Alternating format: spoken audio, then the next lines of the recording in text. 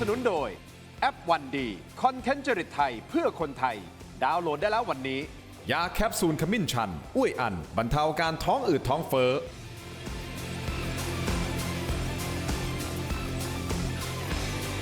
สวัสดีครับต้อนรับทุกท่านเข้าสู่รายการถกไม่เถียงนะครับคุณผู้ชมครับวันนี้มาถกกันต่อเนื่องนะฮะ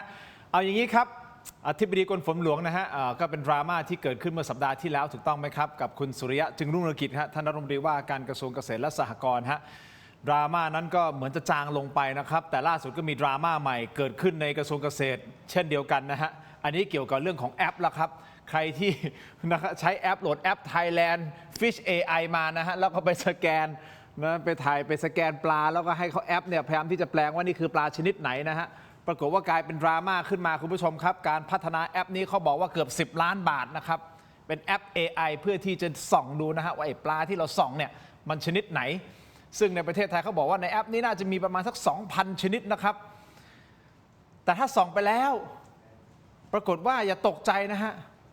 ถ้าส่องปลาท่องโกแล้วมันออกเป็นปลาทองนั่นคือสิ่งที่มันเกิดขึ้นจริงนะคุณผู้ชมครับก็เป็นกลายเป็นดราม่าร้อนแรงเนี่ยฮะเป็นปลาทองครับท่องโกนะท่องโกท่องโกคุณผู้ชมมันก็เลยเกิดคำถามนะครับว่าเอาแหละ2 เรื่องอธิบดีกรมฝนหลวงก็คืออยู่ภายใต้กระทรวงเกษตรและสหกรณ์แอปอันนี้อยู่ภายใต้กระทรวงเกษตรและสหกรณ์เช่นเดียวกันคุณผู้ชมครับ2 ดราม่าต่อเนื่องกันตอนนี้มีคนไปขุดไปคุยนะครับว่าตกลงเนี่ยมันมากกว่า9 ล้านหรือเปล่านะครับก็ไปดู TOR เก่าๆนะครับว่าตกลงมีการพัฒนาอย่างไรก็ต้องให้ความเป็นธรรมนะฮะแต่กับหน่วยงานที่เกี่ยวข้องเขาบอกว่าการพัฒนาแอปตรงนี้เนี่ยมันอยู่ในขั้นตอนของการ learning ในการเรียนรู้นะฮะยังจะต้องเก็บนะให้สมองมันเรียนรู้ให้ AI มันเรียนรู้ซึ่งจริงๆหลายคนก็บอกว่าถ้าใช้แอป AI นะฮะพูดตรงๆอย่าง Gemini อย่างเงี้ยก็สามารถที่จะนะ identify หรือสามารถที่จะถ่ายรูปปลาออกมาแล้วก็สามารถที่จะบ่งบอกได้อย่างแม่นยำมากกว่าอีกทำไมต้องไปเสียเงินเป็นล้านเกือบ10 ล้านนี่คือ1 ดราม่าคุณผู้ชมครับส่วนประเด็นเรื่องของการเมืองนะฮะก็ต้องบอกว่าสวนดุสิตโพลออกมาก็ชี้ให้เห็นนะฮะต่อให้รัฐบาลจะเกิดดราม่าต่างๆนะครับมากมายไม่ว่าจะเป็นเรื่องของน้ำมันนะฮะที่มีคนสงสัยว่าใครกักตุนน้ำมันนะราคาน้ำมันมันพุ่งสูงขนาดนี้นะประเด็นอื่นๆก็ยังทำให้คุณอนุทินชาญวีรกูลในฝากอนุรักษ์นิยมยังครองคะแนนอยู่นะครับคุณผู้ชมครับนี่ฮะนักการเมืองฝ่ายรัฐบาลที่มีบทบาทโดดเด่นที่สุด 39.07% เลยนะครับคุณอนุทินชาญวีรกูลนะฮะแต่ที่น่าตกใจทางด้านของซีกฝ่ายค้านนะครับคุณเท้งล่วงลงมาครับคุณผู้ชมครับและกลายเป็นคุณอภิสิทธิ์เวชชาชีวะขึ้นมาแซงในฝากของฝ่ายค้านคุณผู้ชมเดี๋ยวเราจะมาพูดถึงประเด็นนี้เช่นเดียวกันนะครับและยังมีควันหลงกรณีของไลฟ์ขายทุเรียนของคุณพิมพ์ริพายนะครับก็สะเทือนไปถึงคุณสุปจีเพราะว่าตอนนี้เริ่มมีคนได้รับทุเรียนแล้วนะครับแล้วเขาบอกว่าไม่ตรงปกนะฮะไม่ตรงปกในหลายๆด้านอีกประเด็นหนึ่งประเด็นเรื่องของอิหร่านกับสหรัฐอเมริกานะครับอิหร่านก็ยื่นคำขาดนะฮะ14 ข้อถ้าสามารถทำได้ก็จะยุติความขัดแย้งนะครับคุณผู้ชมจะเป็นได้จริงหรือไม่เดี๋ยวมาวิเคราะห์กันหลากหลายกับ2 ท่านนะครับท่านแรกฮะท่านให้เกียรติมาในรายการเป็นครั้งแรกนะครับท่านเป็นผู้เชี่ยวชาญเศรษฐกิจระหว่างประเทศและอาเซียนนะครับรองศาสตราจารย์ดร.อัฏฐพิสารวานิครับสวัสดีครับอาจารย์อัฏครับสวัสดีครับคุณทินครับส่วนซ้ายมือของผมครับนักวิชาการอิสระนะครับอาจารย์ศิโรจน์ ค้ำไพบูลย์ครับสวัสดีครับอาจารย์ครับสวัสดีครับอาจารย์ขอบคุณทั้ง2 ท่านที่ให้เกียรติรายการถกไม่เถียงนะครับคือผมไม่ได้ตั้งใจที่จะขำออกมานะครับแต่ว่ามันดูแล้วอาจารย์ทั้ง2 ท่านไม่รู้คุณผู้ชมรู้สึกเหมือนผมหรือเปล่าสแกนปลาต้องโกแต่เป็นปลาทองได้มันหลุดได้ขนาดนั้นเลยนะฮะคุณผู้ชมผมเอาดราม่าเรื่องของแอปกรมประมงก่อนนะฮะเป็นประเด็นดราม่าช่วงวันหยุดสุดสัปดาห์ที่ผ่านมานะครับแอป Thailand Fish AI ของกรมประมงหลังจากมีการเปิดตัวแอปมานะครับสำหรับการจำแนกสัตว์น้ำและพันธุ์ไม้น้ำโดยใช้ฐานข้อมูล Big Data คุณผู้ชมครับของกรมประมงกว่า 2,000 ชนิดภายใต้งบประมาณเนี่ย9,120,000 บาทแต่ปรากฏว่าเมื่อมีหลายคนโหลดมาลองใช้จริงๆพบว่าแอปไม่ค่อยมีความแม่นยำอย่างที่คิดบางคนเอารูปกุ้งอัปโหลดไปในแอปวิเคราะห์ออกมาเป็นปลาทูอันนี้ใส่ภาพปลาการ์ตูนวิเคราะห์ออกมาเป็นปลากระแหอย่างเงี้ยฮะ เนี่ยครับ ใส่ภาพฉลาม วิเคราะห์ออกมาเป็นปลากัด คุณผู้ชม ผิดเยอะนะ มันเยอะมันเยอะมากอาจารย์อัด ผิดเยอะ มันเยอะจนมันไม่คนจะผิดคือผมไม่ ขนาดนี้นะครับ คือมันเป็นตลกร้ายครับคุณผู้ชมผมไม่อยากจะแต่เดี๋ยวก่อนนะการพัฒนาแอป 9 ล้านกว่าบาทอันนั้นอาจารย์อัดมุมเศรษฐกิจ 9 ล้านบาทนี่เยอะไหม เยอะมากถ้าเป็นงานวิจัยนี่ถือว่าเยอะมากนะแล้วผมตั้งข้อสังเกตว่า ฮะ งานวิจัยที่นักวิชาการทำหรือบริษัททำหรือใครทำก็แล้วแต่ที่รับจากหน่วยงานราชการเนี่ย ครับ ผมคิดว่าใช้ไม่ค่อยคุ้มและก็ไม่มีประสิทธิภาพซะส่วนใหญ่ ผมคิดว่าเหล่านี้ท่านทั้งหลายเนี่ยไปตรวจสอบได้เลย ในแต่ละโครงการที่หน่วยงานราชการทำไม่คุ้ม แล้วก็ไม่คุ้ม1 2 ความคืบหน้าเนี่ยก็จะเดี๋ยวจะมีเฟส 2 เฟส ครับ 3ก็ทีละนิดทีละนิดทีละนิดเหมือนเลี้ยงไข่ไปอะครับแล้วก็จะมีงบประมาณทำอยู่ต่อเนื่องสำหรับ 9 ล้านที่ทำเรื่องของปลาเนี่ยในเบื้องต้นที่เราทราบตามข่าวเนี่ยเราก็ไม่ได้ดูในรายละเอียดใช่ไหมทราบตามข่าวนี่ผมว่าไม่คุ้มเลยอะเหมือนที่คุณทินพูดถึงว่าไปใช้แชทบอท AI อะไรพวกเนี้ยมันสแกนได้รู้มากกว่า เพราะฉะนั้นในเบื้องต้นผมคิดว่าไม่คุ้มกับเงินงบประมาณที่ลงไปแล้วถ้าบอกว่ามันยาวไปถึงแบบอะไรไป 20 ล้านเนี่ย ฮะ โหหนักก็มีนะ ถ้ามันไปถึงขนาดนั้นนะอาจารย์อัด คือสัดส่วนของการถูกในสแกนปลาเนี่ยมันเท่าไหร่กันแน่เนี่ยมันสัก5% 10%ที่สแกนปลาได้ถูกแล้วไม่แน่ใจนะครับที่สแกนปลาผิดอ่ะ ฮะ ที่เป็นปลาทองเป็นปลาต้องโกะ ปลาต้องโกเป็นปลาทอง ผิดอะไรเนี่ยผิดสัก 80-90% หรือเปล่าไม่แน่ใจ ฮะ นะครับแต่ดูท่าทางที่ข่าวมามันเหมือนจะผิดเยอะนะ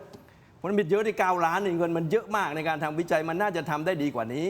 สมมติเอา9 ล้านมาจ้างผมนะ ฮะ เดี๋ยวรวบรวมทีมวิจัยแล้วก็ทีม อย่างนั้นแหละนะอาจารย์ โปรแกรมเมอร์ ออกตัวเลยใช่ไหม ดีๆเนี่ยนะได้ดีกว่านี้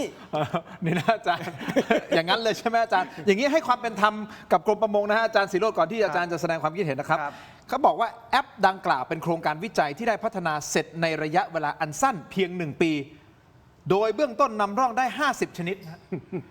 ยังไม่สามารถจำแนกปลาได้ทุกชนิดนะครับ คือได้ 50 ชนิดก่อนเบื้องต้น ซึ่งปลาแต่ละชนิดจำเป็นต้องอาศัยฐานข้อมูล ภาพถ่ายจากการลงพื้นที่เพื่อเก็บข้อมูลจำนวนมาก และต้องถ่ายภาพหลายมุมนะฮะมาใช้ในการฝึกสอนระบบ AI ให้รู้จักปลาชนิดนั้นๆ และกรมประมงบอกว่าน้อมรับทุกความคิดเห็น เพื่อนำไปพัฒนาแอป ให้ใช้งานได้อย่างเต็มที่เต็มประสิทธิภาพและขออภัยอย่างสูงมาณที่นี้ฮะอาจารย์ศิโรจน์เชิญครับ เอาอย่างนี้นะครับผมเริ่มเรื่องแรกก่อนคือทำไมต้องทำแอปของกรมประมง ไม่มีความจำเป็นเลยนะครับ คือถ้าคุณอยากจะสแกนรูปปลาเนี่ยทุกวันนี้เทคโนโลยีที่มันฟรี มันมีอยู่ในโทรศัพท์ทุกคนอยู่แล้ว ครับ คุณใช้ Google Lens ก็ได้ใช่ไหม ฮะ คุณใช้ Gemini คุณใช้ ChatGPT ก็ได้เพราะฉะนั้นโครงการนี้สำหรับผมไม่มีความจำเป็นเลย ข้อที่หนึ่ง ข้อที่หนึ่งไม่มีความจำเป็นข้อสองนะครับในบ้านเราเนี่ยในหลายหน่วยงานทุกวันนี้มีนิสัยเสียข้อหนึ่งนะคุณทินครับคือชอบทำแอป เพราะในการทำแอปมันแอปอย่างอื่นต่อได้ในการ แอปอย่างอื่นต่อเลย มันแอปอย่างอื่นต่อ อาจารย์ผมคิดเลย ได้ เนี่ย ก็คิดอย่างที่คุณคิดนั่นแหละครับ อ๋อโอเค มันก็แอปทำอย่างอื่นต่อได้ เพราะว่าเวลาทำแอปเนี่ยนะครับทุกหน่วยงานมันจะมีการทำแอปเฟสหนึ่งแล้วมันก็จะตามด้วยการทำแอปเฟสสองแล้วมันก็จะตามด้วยการทำแอปเฟสสามแล้วมันก็จะถมกันไปเรื่อยๆเพราะว่าเมื่อมีแอปก็ต้องมีการ maintenance ต้องมีการอัปเดตเวอร์ชันเพราะฉะนั้นการทำแอปเนี่ยนะครับมันกลายเป็นบ่อเงินบ่อทองในการทำมาหากินของราชการตัวอย่างคลาสสิกสุดคุณทินอาจารย์จำได้ไหมประกันสังคมนะครับหลายร้อยล้านเลยครับคุกคลักอยู่เป็นเวลานานเพราะฉะนั้นบ้านเราเนี่ยนะครับปัญหาของการทำแอปเยอะนะครับเพราะทำแอปเสร็จมันแอปทำอย่างอื่นได้ต่อ ทีนี้ข้อ 3 ผมว่าอันนี้เป็นประเด็นเหมือนกันนะครับคือกรมประมงเขาบอกว่าที่เขาทำเนี่ยมันเป็นงานวิจัย งานของกรมประมงเนี่ยนะครับภาพของพันธุ์ปลาเนี่ยกรมประมงบอกเองว่าเขามี Database อยู่ 2,000 ชนิด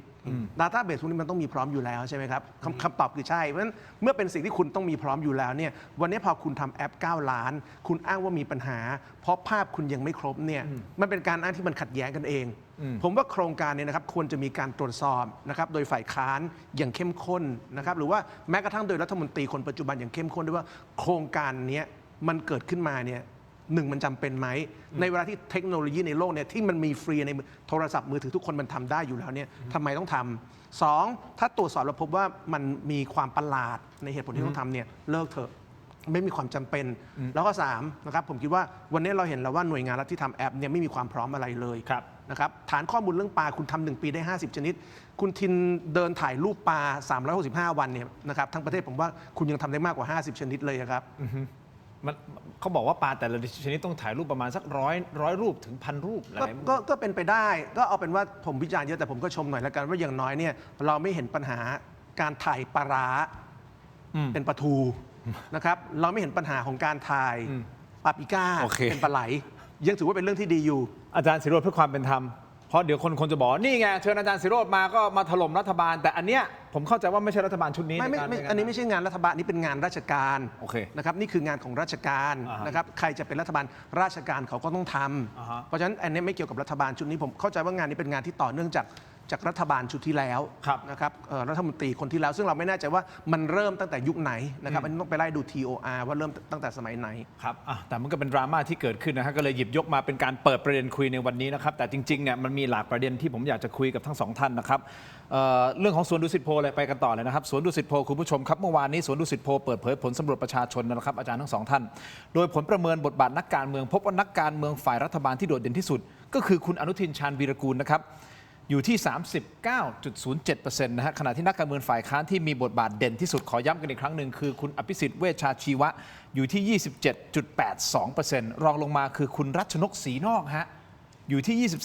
23.25% ตามด้วยคุณเท้งณัฐพงษ์เรืองปัญญาวุฒิซึ่งเป็นหัวหน้าพรรคประชาชนนะฮะใช่ไหมครับและท่านร่วงลงมาอยู่ที่ 17.24% ถ้าวิเคราะห์จากผลประเมินนี้แม้ว่าคุณอนุทินจะถูกรุมเร้าด้วยพิษเศรษฐกิจต่างๆสงครามตะวันออกกลางเรื่องของน้ำมัน แต่ก็ยังโดดเด่นมากที่สุดในฝ่ายรัฐบาลแสดงว่าสถานการณ์ยังไม่น่าเป็นห่วงใช่ไหมครับสำหรับคุณอนุทินอาจารย์อัดมองไงฮะเพราะเศรษฐกิจนี่มันตัวกำหนดเลยนะ เรามอง2โพลฝ่ายรัฐบาลแล้วก็ฝ่ายค้าน ครับ ฝ่ายรัฐบาลเนี่ยนายกอนุทินได้อันดับหนึ่งเดี๋ยวผมตั้งไว้ก่อนนะ อ่าฮะ ฝ่ายของฝ่ายค้านเนี่ย คุณอภิสิทธิ์ คุณเท้งเนี่ยตกลงมา อ่าฮะ อันนี้ผมเห็นด้วย อ่าฮะ นะเพราะบทบาทของคุณเท้งเนี่ยถูกกลบด้วยคุณอภิสิทธิ์ ครับ คุณอภิสิทธิ์เนี่ยรอบนี้พูดได้เก่งมาก แล้วก็มีประสบการณ์อะไรต่างๆเนี่ยนะครับไปกลบของคุณเท้งตัวเขาก็ดรอปไปด้วย โดยตัวของอันนี้ผมเห็นด้วย ผมว่าโพลถูกต้องแต่มาฝ่ายรัฐบาลเนี่ยกรณีของท่านนายกอนุทินเนี่ยผมคิดไม่ค่อยเห็นด้วยกับโพลนะเพราะว่านายกอนุทินเนี่ยคือเป็นที่นิยมเพราะอะไรอ่ะเพราะว่าในฐานะที่เป็นนายกหรือเป็นเพราะว่าท่านยังไม่มีผลงานอะไรนะเพราะเวลาถ้าเราตามดูเวลาท่านตอบคำถามในเรื่องต่างๆเนี่ยท่านก็จะบอกโบยไปว่าโอเคให้คุณเอกนิติตอบให้คุณสุภจีตอบให้คนนั้นคนนี้ตอบ ท่านจะไม่ตอบอะไรเลยแต่นี่โพลบอกว่ายังเป็นที่นิยม ผมคิดว่าเหตุผลของการเป็นที่นิยมเนี่ย คือ เป็นเพราะว่าตำแหน่งท่านเป็นนายก นิยมเพราะในฐานะที่ท่านเป็นนายก ในเรื่องของน้ำมันท่านก็โยนให้ท่านพิพัฒน์พูด ครับ ที่เรามีวิกฤตกันตอนนั้นในเดือนมีนาเนี่ยนะครับ ครับ เพราะฉะนั้นผมคิดว่าเหตุผลก็คือความเป็นนายกของท่าน ถึงได้ยังได้รับความนิยมอยู่ แต่มันสะท้อนถึงประเด็นที่อาจารย์ธนพรแสดงความคิดเห็นก่อนหน้านี้หรือเปล่านะครับคืออาจารย์ธนพรแสดงความคิดเห็นถึงผลสำรวจนี้บอกว่าในช่วงนี้ขั้วอนุรักษ์นิยมยังคงเป็นแกนหลักของสมดุลอำนาจทางการเมืองไทย คิดว่ายังไงฮะอาจารย์ธนพรพูดอย่างนี้ ชัดเจนครับ เพราะว่าสังคมไทยผลจากการต่อเนื่องพรรคอนุรักษ์นิยมได้เสียงข้างมากในขณะที่บทบาทของอีกฝ่ายหนึ่งเนี่ยก็ยังไม่มีบทบาทแบบเด่นชัด หรือแสดงเหตุผลข้อมูลต่างๆ มาบอกฝ่ายอนุรักษ์หรือฝ่ายประเทศไทยได้ว่าผลเสียหายที่เกิดขึ้นมันคืออะไรพูดง่ายๆคือฝั่งฝ่ายค้านก็ดรอปลงไปด้วย ฝ่ายในรัฐนิยมก็ยังมีความนิยมอยู่ไปเรื่อยๆ คือถ้าฝ่ายค้านสามารถที่จะตีตื้นขึ้นมานี่คืออาจจะทำให้ตัวเลขนี้มัน ใช่ บาลานซ์ใกล้เคียงมากยิ่งขึ้นใช่ไหมฮะ ใช่เมื่อก่อนที่จะมีการเลือกตั้งเนี่ยพรรคประชาชนค้านได้ดีมาก แต่ช่วงหลังนี่ดรอปไปเยอะเลยนะครับผมก็ไม่แน่ใจเพราะอาจจะเสียขวัญจากเรื่องของ40 สสได้หรือเปล่าไม่แน่ใจนะเลยขาดความมั่นใจ ครับ การมันตอนนี้ถ้าเราดูก็มีไม่กี่คนนะมีคุณรัชนก ครับ มีคุณไอ้รัชนกที่ ครับ เห็นอยู่คนอื่นๆผมก็ยังไม่เห็นนะที่แบบมีบทบาท แต่เมื่อก่อนออกมาด่าหน้าเยอะเลยจากฝ่ายค้านเพราะฉะนั้นก็อนุรักษ์นิยม ครับ ก็คงยังได้รับความนิยมอยู่ ปัจจุบันแม้จะสำหรับผมนะผมว่าผลงานก็ยังไม่ดีเท่าไหร่ อันนี้ความคิดในส่วนตัวของอาจารย์นะ ใช่ คุณผู้ชม ใช่ คิดเห็นอย่างไรคุณผู้ชมสามารถคอมเมนต์เข้ามาได้อาจารย์ศิโรจน์มองไงครับ ถ้าถามผมนะครับผมไม่ค่อยแปลกใจที่คุณอนุทินจะเป็นที่หนึ่งในฝั่งรัฐบาล เพราะธรรมชาติของคนเป็นนายกในทุกรัฐบาล ถ้าเทียบกับพวกรัฐบาลด้วยกันเขาจะเป็นที่หนึ่งอยู่แล้ว โอเคอย่างที่อาจารย์พูด ในยุคพลเอกประยุทธ์นะครับท่านก็จะเป็นที่หนึ่งตลอดเวลาเพราะฉะนั้นผมว่าเป็นที่หนึ่งในฐานะของการเป็นนายกรัฐมนตรีนะครับแล้วก็ในการเป็นรัฐมนตรีเนี่ยคุณก็มีโอกาสในการก็นายกรัฐมนตรีคือสปอตไลท์อ่ะใช่ไหมครับกินส้มตำก็เป็นข่าวขับเครื่องบินก็เป็นข่าวถุยก็เป็นข่าว ไม่คุยกับใครก็เป็นข่าว เพราะฉะนั้นความเป็นนายกเนี่ยสปอตไลท์อยู่ดังนั้นคุณมีโอกาสออกสื่อมากกว่าคนอื่นอันที่สองผมคิดว่าคุณอนุทินเองนะครับก็ ก็พยายามจะทำให้คนเห็นว่าแกทำงานนะครับอย่าลืมว่าไอ้ช่วงที่มันมีการสำรวจเนี่ยมันคือช่วงที่โอเคมันมีปัญหาเรื่องวิกฤตเศรษฐกิจวิกฤตพลังงานก็จริงแต่ว่ามันเริ่มมีการขยับของรัฐบาลมีการพูดถึงเรื่องไทยช่วยไทย plus และมีการขยับของโครงการต่างๆนะครับแล้วในการขยับของโครงการต่างๆเนี่ยนะครับในฝั่งรัฐบาลเนี่ยมันไม่มีทางที่รัฐมนตรีคนอื่นจะเด่นกว่าคุณอนุทินได้เพราะถ้าคุณเด่นกว่าคุณอนุทินคุณก็ขโมยสินนายกใช่ไหมครับมันการที่คุณอนุทินเป็นอันดับหนึ่งเนี่ยผมไม่ค่อยแปลกใจแต่ผมว่าน่าสนใจว่าคุณสุปจีเนี่ยร่วงเพราะคุณสุปจีเนี่ยก่อนหน้านี้คือนายแบกขอโทษคือนางแบกของฝั่งรัฐบาลคุณสุปจีใช่ไหมในวันที่จะเริ่มก่อนตั้งรัฐบาลเนี่ยคุณสุปจีเรตติ้งดีคุณอนุทินด้วยซ้ำไปเอาอย่างนี้อาจารย์ผมขออนุญาตอาจารย์ศิโรจน์เดี๋ยวผมขอพักสักครู่สั้นๆนิดเดียวเดี๋ยวช่วงหน้ากลับมาเพิ่มเติมเรื่องของคุณสุปจีด้วยก็จะมีประเด็นควันหลงของดราม่าไลฟ์ทุเรียนคุณพิมพ์ริพายและตอนนี้เริ่มเป็นที่บ่นกันแล้วใช่ไหมครับว่าไอ้ทุเรียนที่ได้มาเนี่ยที่ไลฟ์ไปวันนั้นน่ะไม่ตรงปกครับคุณผู้ชมอันนั้นคือ1ประเด็นนะครับและยังมีควันหลงคุณสุริยะจึงรุ่งเรืองกิจด้วยนะครับว่าเอ๊ะทำไมก่อนหน้านี้ท่านอธิบดีกรมฝนหลวงออกมาแล้วโอ้โหเหมือนดับเครื่องชนน่ะแต่สุดท้ายเรื่องนี้มันอยู่ดีๆเงียบไปเลยถอยกันคนละก้าวใช่หรือไม่ทั้งสองท่านคิดเห็นอย่างไรพักสักครู่ช่วงหน้ากลับมาติดตามครับ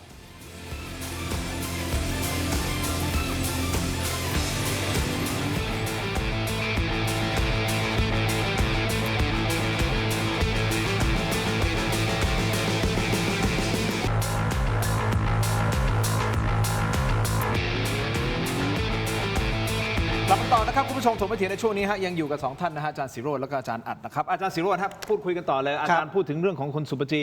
นะฮะที่อาจารย์บอกว่าก่อนหน้านี้โพนะเหมือนคุณสุปจีจะเป็นคนที่เป็นหน้าเป็นตาของรัฐบาลเรตติ้งน่าจะมาสูงกว่าคุณอนุทินอีกแต่พอมาตอนนี้เอาโพขึ้นอีกทีนึงไหมส่วนดูสิโพเนี่ยเหมือนท่านจะหล่นลงไปอยู่ที่อันดับ3ใช่ถูกต้องไหมฮะใช่อันนี้คือน่าประหลาดใจหรือว่าจะวิเคราะห์ในประเด็นนี้น่าประหลาดใจนะครับเพราะก็อย่างที่บอกไปว่าแต่เดิมเนี่ยคุณอนุทินเคยพูดเองว่าที่เลือกตั้งภูมิใจไทยได้มา5 ล้านเนี่ยมาจากคุณอนุทิน500,000มาจากกลุ่ม3รัฐมนตรี4 ล้าน 5เทคโนแครดนะครับตอนช่วงก่อนเริ่มเป็นรัฐบาลเป็นแบบนี้แต่พอเป็นรัฐบาลไปแล้วเนี่ยนะครับคุณสุปจีเนี่ยถือว่าเป็นกลุ่มเทคโนแครดที่เจ็บกว่าเพื่อนนะคือเรตติ้งร่วมมาขนาดนี้ผมว่าก็วันนี้ต้องยอมรับความจริงว่าคุณสุปจีเนี่ยกลายเป็นจำเลยสังคมของรัฐบาลนี้คือการทำมาหากินไม่ดีเศรษฐกิจฝืดเคืองไม่ดีเนี่ยนะครับคุณสุปจีถูกทำให้กลายเป็นแพะรับบาปเบอร์ 1ไปนะครับเงินในกระเป๋าไม่มีก็ผิดที่สุปจีนะครับการทำมาหากินฝืดเคืองก็ผิดที่สุปจีซึ่งบางอย่างมันไม่ได้เกี่ยวกับกระทรวงพาณิชย์ด้วยซ้ำนะหน้าที่กระทรวงพาณิชย์หลักๆมีแค่2ข้อใช่ไหมอาจารย์อัดบางอย่างมันไม่เกี่ยวกับท่านโดยตรงคือหน้าที่กระทรวงพาณิชย์มีแค่2ข้อที่1คือหาตลาดเพิ่มให้กับประเทศไทยในเรื่องการส่งออกอันที่2คือพยุงราคาสินค้าในประเทศไม่ให้ตกต่ำงานกระทรวงพาณิชย์มีแค่นี้นะครับคือกระทรวงพาณิชย์เป็นกระทรวงที่ชื่อใหญ่นะครับแต่ว่าจริงๆเป็นกระทรวงที่ไม่ใหญ่งบประมาณกระทรวงพาณิชย์ได้แค่ 7,000 ล้านนะครับน้อยกว่ากระทรวงแรงงานน้อยกว่ากระทรวงอวของคุณยศชนันกระทรวงอวของคุณยศชนันเนี่ยงบ100,000 กว่าล้านนะครับมันกระทรวงพาณิชย์ชื่อใหญ่แต่ตังค์ไม่มีเมื่อตังค์ไม่มีแปลว่าเป็นกระทรวงที่ชื่อใหญ่แต่ไม่มีเครื่องมือในการทำอะไรเพราะงานเขาจริงๆมีแค่หาตลาดซึ่งผมคิดว่าคุณสุปจีพยายามทำอยู่นะครับอย่างเช่นแกพยายามจะหาตลาดเมืองรองของจีนนะครับซึ่งถ้าทำสำเร็จประเทศไทยจะได้ประโยชน์ส่วนเรื่องการคุมราคาสินค้าภายในเนี่ยอันนี้ต้องรอมาตรการต่อไปแต่เรื่องความฝืดเคืองในเศรษฐกิจอื่นๆเนี่ยมันไม่ใช่สิ่งที่คุณสุปจีแกเป็นคนรับผิดชอบมันจะต้องแก้ด้วยนโยบายเศรษฐกิจมหาภาคเป็นงานคุณเอกนิติเป็นงานคุณอนุทินนะครับในการดึงดูดการลงทุนเพราะฉะนั้นก็ต้องบอกว่าคุณสุปจีเนี่ยกลายเป็นก้อนอิฐที่ล้มลงบนทางเท้าเพื่อให้คุณอนุทินได้เหยียบต่อไปใช้คำนี้เลยอาจารย์ศิโรจน์ก็การบริหารนโยบายเศรษฐกิจภาพรวมต้องเป็นคุณอนุทินและรัฐมนตรีคลังใช่ไหมครับวันนี้คุณสุปจีเจ็บเพื่อให้คุณอนุทินเนี่ยได้โชว์การทำงานได้โชว์ว่ามีนโยบายไทยช่วยไทยได้โชว์ว่ามีนโยบาย plus นู่น plus นี่ต่างๆนะแล้วเดี๋ยวก็จะมีนโยบาย500,000 ล้านบางทีคือตั้งแต่สัปดาห์ที่แล้วนะพูดตรงๆก็พูดมานะว่าผมเห็นใจคุณสุปจีเห็นใจเลยครับที่ผมพูดผมก็เห็นใจผมเห็นใจเพราะว่าคนเนี่ยอยากให้ใช่คือทั้งหมดนี้ไม่ใช่ความผิดคุณสุปจีนะครับคุณสุปจีไม่มีเครื่องมืออะไรในการทำให้เรามีเงินในกระเป๋าต้องแยกก่อนคนโกรธที่เราล้วงตังค์ในกระเป๋าเราไม่มีแต่การที่คนไม่มีเงินในกระเป๋าเนี่ยไม่ใช่ผลงานของกระทรวงพาณิชย์เป็นผลงานของนายกนะครับเป็นผลงานของรัฐมนตรีคลังถ้านายกบริหารดีเศรษฐกิจโตGDP มันโตมากกว่า 1% ไป 3 ไป 4% เงินในกระเป๋ามีส่วนนี้เนี่ยนะครับจริงๆคนที่ต้องรับผิดชอบคือคุณอนุทินแต่ตอนนี้คุณสุปจีกลายเป็นภาพที่สังคมมองว่าสุปจีทำให้เราไม่มีเงินในกระเป๋าสุปจีทำให้เราจนซึ่งจริงๆบางเรื่องไม่เกี่ยวกับแกไม่ขึ้นค่าแรงเนี่ยสุปจีเกี่ยวไหม ไม่เกี่ยว ไม่เกี่ยว ไม่เกี่ยวได้ ไหมครับ ไม่เกี่ยว เพราะฉะนั้นนั่นแหละคือคุณสุปจี นี่มาทางนี้ผู้เชี่ยวชาญ ผู้เชี่ยวชาญเศรษฐกิจ อนุทิน พี่ชี้เพื่อคุณชี้อาจารย์อัดมอง คือ ไง อาจารย์สิโรจน์เปรียบเทียบคุณสุปจีเป็นอะไรนะก้อนหิน ก้อนอิฐ ก้อนอิฐผมเปรียบเทียบคุณสุปจีเป็นสายล่อฟ้า อ่า เพราะว่าทุกอย่างตอนนี้ลงไปที่แกหมดเลยนะตั้งแต่สินค้าเกษตรนะที่ดังด้านสุดในสินค้าเกษตรก็คือมะพร้าวน้ำหอมลงกลางหายเงียบไปแล้ว ซึ่งก็เกิดเป็นคำถามกันลงกลางไปไหน แล้วมาตอนนี้ก็ดังที่สุดก็คือเรื่องของไร้ทุเรียน ทุเรียน ที่ท่านไปเกี่ยวข้องท่านไม่ได้ไร้เองนะท่านไปเกี่ยวข้องไอ้ลูกละ100 บาทอะลูกละ100 บาทผมคิดว่าก็เห็นด้วยว่าท่านเก่ง แต่ท่านเก่งนะจะเก่งในแง่ของบริษัท แต่พอมาดูเรื่องของชีวิตความเป็นอยู่ของภาคเกษตรกรไทยสินค้าเกษตรเนี่ยคุณสุปจีไม่ลงในรายละเอียด แล้วก็เอาภาพรวมที่เร็วไปที่ไปพูด เช่นลงกลางลงกลางมันทำอะไรมันทำยังไงลงกลางเนี่ยมันไม่ควรเป็นลงกลางมันเป็นไปไม่ได้ลงกลางคือใครลงกลางก็คืออะไรนะรัฐบาลจะซื้อสินค้าเกษตรมาหมดเลยซึ่งมะพร้าวมันเป็นไปไม่ได้คุณจะไปทำ contract farming มันทำไม่ได้นะครับเพราะคุณไม่ใช่ภาคเอกชนนะครับเพราะนั้นไม่ต้องไปทำลงกลาง คุณไปบริหารจัดการลงไทยกับลงต่างชาติให้อยู่ด้วยกัน ไม่เอารัดเอาเปรียบกัน 49-51แต่คุณไปบังคับเขาให้อยู่ได้มะพร้าวจะไปต่อได้ แต่ที่ผ่านมามันถูกครอบงำโดยทุนต่างชาติมาเรื่องไร้เนี่ยมาเรื่องไร้เนี่ยเรื่องไร้นี่เร็วไป ไลฟ์ทุเรียนเร็วไป คือจริงๆเนี่ยถ้าท่านมีกระทรวงพาณิชย์มีความปรารถนาดี อยากจะทำออนไลน์ส่งเสริมผลักดันการทำออนไลน์ใช่ไหมครับท่านเรียกอินฟลูเอนเซอร์มาทั้งหมดเลยอินฟลูเอนเซอร์ดังๆเนี่ยเรียกมาเลย20-30 คนเนี่ยบอกเลยว่าปีนี้เนี่ยทุเรียนไทยผลิตเยอะมาก2 ล้านตัน2 ล้านตัน2 ล้านตันเท่ากับ800 ล้านลูกนะคุณพิมพ์ริพายเนี่ยเขาขาย1 ล้านลูกเนี่ยแต่ไม่รู้ถึงหรือเปล่านะเพราะฉะนั้นเรียกอินฟลูเอนเซอร์มาทั้งหมดเลย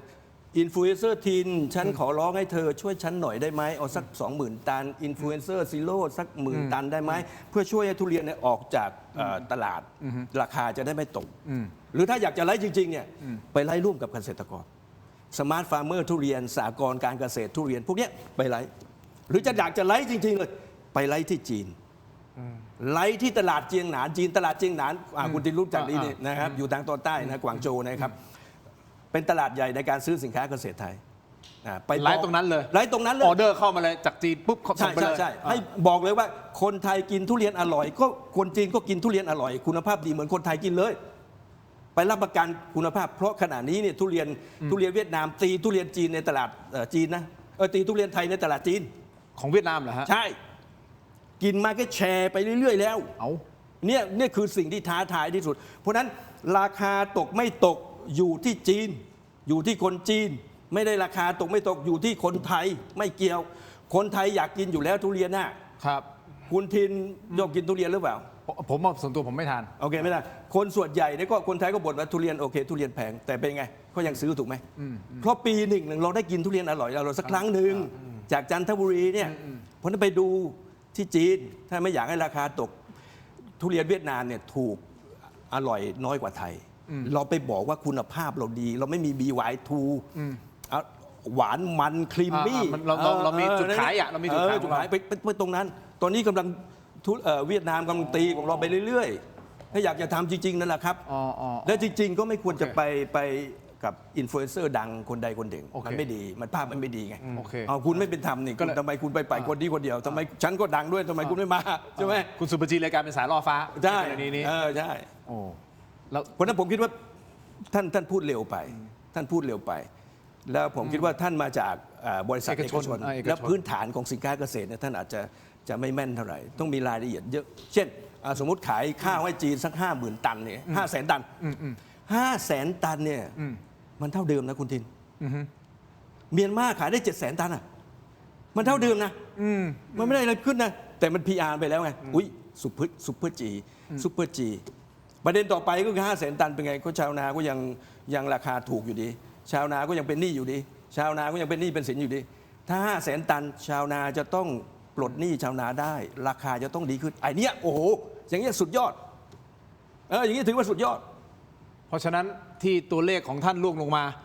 ในโพล10 โพลก็ตรงแล้วก็มีเหตุมีผลนะครับมีเหตุมีผลคือผมเสริมอาจารย์อย่างนี้ก็แล้วกันว่า ปัญหาอย่างข้าวหรือปัญหาอย่างทุเรียนเนี่ยนะครับที่บ้านเรามันเป็นประเด็นแล้วแพ้เวียดนามเนี่ยผมว่าปัญหาใหญ่อันเนี้ยไม่ใช่เรื่องคุณสุปจีเป็นคนก่อแล้ว เป็นเรื่องของผลผลิตต่อไร่ของเราต่ำอย่างเช่นข้าวอย่างเงี้ยนะครับไร่หนึ่งเราได้ประมาณ 500นะครับเวียดนามเนี่ยได้ประมาณ 1,500มันแปลว่าในไร่หนึ่งเนี่ยนะครับต้นทุนของชาวนาเวียดนามต่ำกว่าชาวนาไทยประมาณ 3 เท่าเพราะ1ไร่เขาได้ 1,500 กิโลเราเนี่ย1ไร่500 กิโลเพราะเมื่อต้นทุนเขาต่ำเนี่ยส่งออกไปขายในตลาดจีนเนี่ย ราคาก็ ราคาก็ต่ำ สู้ได้ ใช่ไหมครับถึงเราจะบอกว่าข้าวเราอร่อยก็ตาม แต่คนเนี่ยเวลามันเดินไปในซูเปอร์มาร์เก็ตมันเห็นข้าวหรือเห็นทุเรียนเนี่ยสิ่งแรกที่มันดูก่อนดูราคานะครับถ้าราคาดีถึงค่อยชิม เพราะฉะนั้นเรื่องนี้ต้องเป็นงานที่กระทรวงเกษตรทำนะครับ ครับ ผมว่าวันนี้หลายปัญหาผมถึงบอกว่าวันนี้เรามีหลายปัญหาที่เกิดขึ้นปัญหาความยากจนอะไรในระดับต่างๆของประชาชนเนี่ยมันเป็นสิ่งที่หลายกระทรวงจะต้องช่วยกันนะครับแต่คุณสุภจีเนี่ยขอโทษนะครับโชคร้ายนะครับสินค้าเกษตรมีปัญหาก็สุภจีปุ๋ยไม่มีก็สุภจี แต่จริง ๆ สินค้าเกษตรมันขึ้นอยู่ที่รัฐมนตรีว่าการกระทรวงเกษตรไม่ใช่เหรอ การ สินค้าเกษตร ขายอยู่ที่ ขายอยู่ที่พาณิชย์ใช่แต่ แต่ หมายถึงว่า การดูแลการผลิตเนี่ยอยู่ที่กระทรวงเกษตร อ่าฮะ เพราะฉะนั้นถึงบอกไงครับว่าคุณสุปจีเนี่ยกลายเป็นจำเลยสังคมนะครับอย่างเช่นเรื่องการเพิ่มผลผลิตต่อไร่เนี่ยอันนี้คืองานรัฐมนตรีเกษตร ควรจะต้องรับผิดชอบ ก็คืองานคุณสุริยะ หรือเปล่า นะครับ ทั้งคู่หรือเปล่า ใช่เพราะมันถึงกลับไปสู่ปัญหาเดิมที่เขาพูดกันไงว่ารอบนี้คุณอนุทินแบ่งงานที่ค่อนข้างแปลกก็คือว่าแทนที่จะเอาเกษตรพาณิชย์มาอยู่ภายใต้ รองนายกคนเดียวกัน อ่าฮะ กับใช้วิธีเกษตรนะครับก็อยู่กับเพื่อไทย แล้วให้ยศนันท์คุมเกษตร แล้วพาณิชย์นี่ก็อยู่กับภูมิใจไทย แล้วก็ให้เอกนิติให้สุภจีคุมกันเองคือไปแบ่งงานเดียวกัน ซึ่งต้องเชื่อมโยงกันเนี่ยกลายเป็นแบ่งตามโควต้าพักอันนี้ผิดเกษตรกับพาณิชย์มันต้องอยู่ด้วยกันอันเดอร์รองนายก ก็ คน เมื่อ เดียวกัน ตอนแรกใช่ไหมจะเป็นคุณสุภจีในควบพาณิชย์กับเกษตร อ่า ผมเนี่ยแบบเฮเลยว่าโอ้ใช่เลย อันนี้ ตรง ต้องเป็นอย่างนั้นใช่ไหม ต้องเป็นอย่างนั้น ใช่ มันก็จะแก้ปัญหาเรื่องของผลผลิตต่อไร่ของอาจารย์สิโรจน์ได้เลย เพราะฉะนั้นปัญหาของกระทรวงเกษตรเนี่ยเป็นปัญหาใหญ่แล้วพอปัญหาเรื่องการผลิตมีปัญหามันก็ลามมายังกระทรวงพาณิชย์อย่างเช่น เรื่องนึงที่คุณสุปจีโดนด่าเรื่องปุ๋ย คนก็เข้าใจว่ากระทรวงพาณิชย์มีหน้าที่ทำเรื่องปุ๋ย ไม่ใช่ปุ๋ยเนี่ยคืองานกระทรวงเกษตร อาจารย์สิโรจน์ตอนเขาด่าเนี่ยเขาไปตรงที่แกให้ข่าวไปบอกว่ามันมีปุ๋ยไปจนถึงนู่นนะ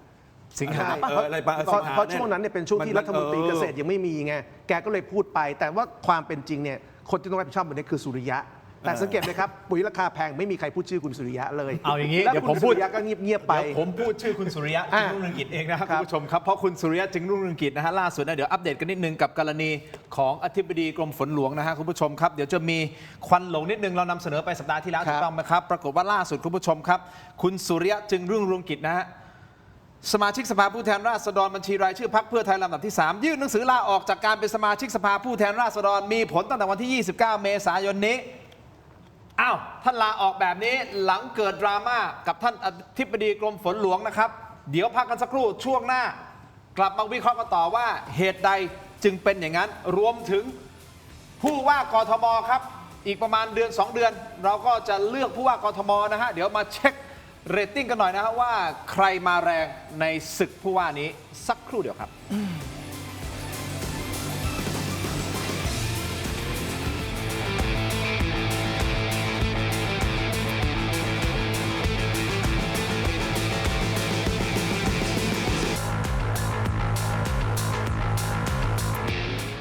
สนับสนุนโดย ยาท่าน้ำขาวหารคู่ 49 บาท ฝาสีฟ้า มีตัวยาฟีนิลซาลิซิเลต เครื่องปรับอากาศ Star Air ร้อนแค่ไหนก็เอาอยู่ จะหมดเลย10 นาที กลับมาต่อนะครับคุณผู้ชมถกไม่เถียงในช่วงของช่วงที่ 3 ตอนนี้นะฮะคุณผู้ชมครับยังอยู่กับอาจารย์อัดแล้วก็อาจารย์ศิโรจน์นะฮะคุณผู้ชมครับพูดคุยกันต่อนะฮะสามารถที่จะคอมเมนต์กันเข้ามานะฮะอย่างต่อเนื่องได้เลยนะครับอย่างนี้คุณผู้ชมมันมีประเด็นไหนที่พูดถึงคุณสุปจีใช่ไหม ครับ ฮะก็เป็นกรณีของการไลฟ์ทุเรียน ครับ นะที่อาจารย์อัดก็ได้วิเคราะห์ไปอาจารย์ศิโรจน์วิเคราะห์ไปนะครับตอนนี้มันเริ่มมีกระแสที่คนที่ได้รับทุเรียน ออกมาโพสต์ใช่ไหมทีมงานมันมีไหมมีตัวอย่างมีอะไรไหมฮะแล้วก็ออกมาบอกว่าทุเรียนอ่ะไม่ตรงปก อ๋อ และคุณสุปจีก็ออกมาพูดในประเด็นเรื่องของไลฟ์ทุเรียนครั้งนี้ด้วยใช่ไหมฮะท่านว่าไงเดี๋ยวไปทวนกันนิดนึงนะท่านพูดไงครับเปิดครับอ่ะโอเค ผิดพลาดทางเทคนิคเล็กน้อยไม่เป็นไร อย่างนี้ฮะอาจารย์ ครับ ประเด็นคือเรื่องของทุเรียนก่อนที่เริ่มคนมีบอกว่าไม่ตรงปกแล้วคราวเนี้ยมันกลายเป็นว่ายิ่งซ้ำเติมกรณีสถานการณ์ของคุณสุปจีให้หนักขึ้นกว่าเดิมอีกนึกออกมาเพราะ ใช่ ท่านก็ออก ใช่ มา ซึ่งท่านอาจจะไม่มีเจตนา ท่านแค่ออกมาแบบ เห็นว่าคุณพิมพิพายมาช่วยขายก็เลยออกมาพูด แต่ปรากฏมันเป็นอย่างนี้ครับ ครับ ทุเรียนพิมพิพายได้รับก็แกะในวันเดียวกัน ลูกแรกเละลูก 2 โอเครับได้ ลูก 3 ลูกใหญ่สุด ภูสวยแต่เปรี้ยวนะถ้าเคลมใน TikTok ช่องทางที่ซื้อแต่ไม่อนุมัติทำเคลมโทษดีทำเคลมนะครับ ส่งไลน์ยังไม่ได้รับคำตอบว่าจะรับผิดชอบอย่างไร เพื่อนรักทุเรียน12 กิโลกรัม 1,800 บาท ราคาไม่ถูกนะเพื่อนรัก แต่ซื้อเพราะซุปเปอร์จีมาช่วยโฆษณา ไม่คิดว่าจะทำเสียชื่อรัฐมนตรีได้ขนาดนี้เนี่ยมันเริ่มเป็นอย่างเงี้ย มันก็เจ็บแต่จุกนะครับ เพราะว่าคือต้นเรื่องเนี่ยพูดจริงๆเนี่ยเป็นกรณีพิมพ์ริพายที่ไปพูดเรื่องลูกคำพูดที่คนวิจารณ์สุดคือไอ้ทุเรียนลูกละ100ครีมมี่คำพูดนี้สุปจีไม่ได้พูดแต่พิมพ์ริพายเป็นคนพูดแต่คุณสุปจีไปลั้นลา ไปอนุญาตไปอนุมัติไปสแตมป์ให้เขา เพราะฉะนั้นก็เลยเดือดร้อนไปด้วยในเคสนี้ก็เหมือนกันนะครับคือคุณพิมพ์ริพายขายทุเรียนไม่ตรงปกเนี่ยก็พูดตรงๆนะครับความผิดก็อยู่ที่ศูนย์กับคุณพิมพ์ริพายใช่ไหมครับว่าเมื่อไม่ตรงปกจะให้เขาเปลี่ยนได้ยังไง แต่ว่ามันมีประเด็นที่พาดพิงลามไปยังคุณสุปจีคือคุณสุปจีเนี่ยไปการันตีไง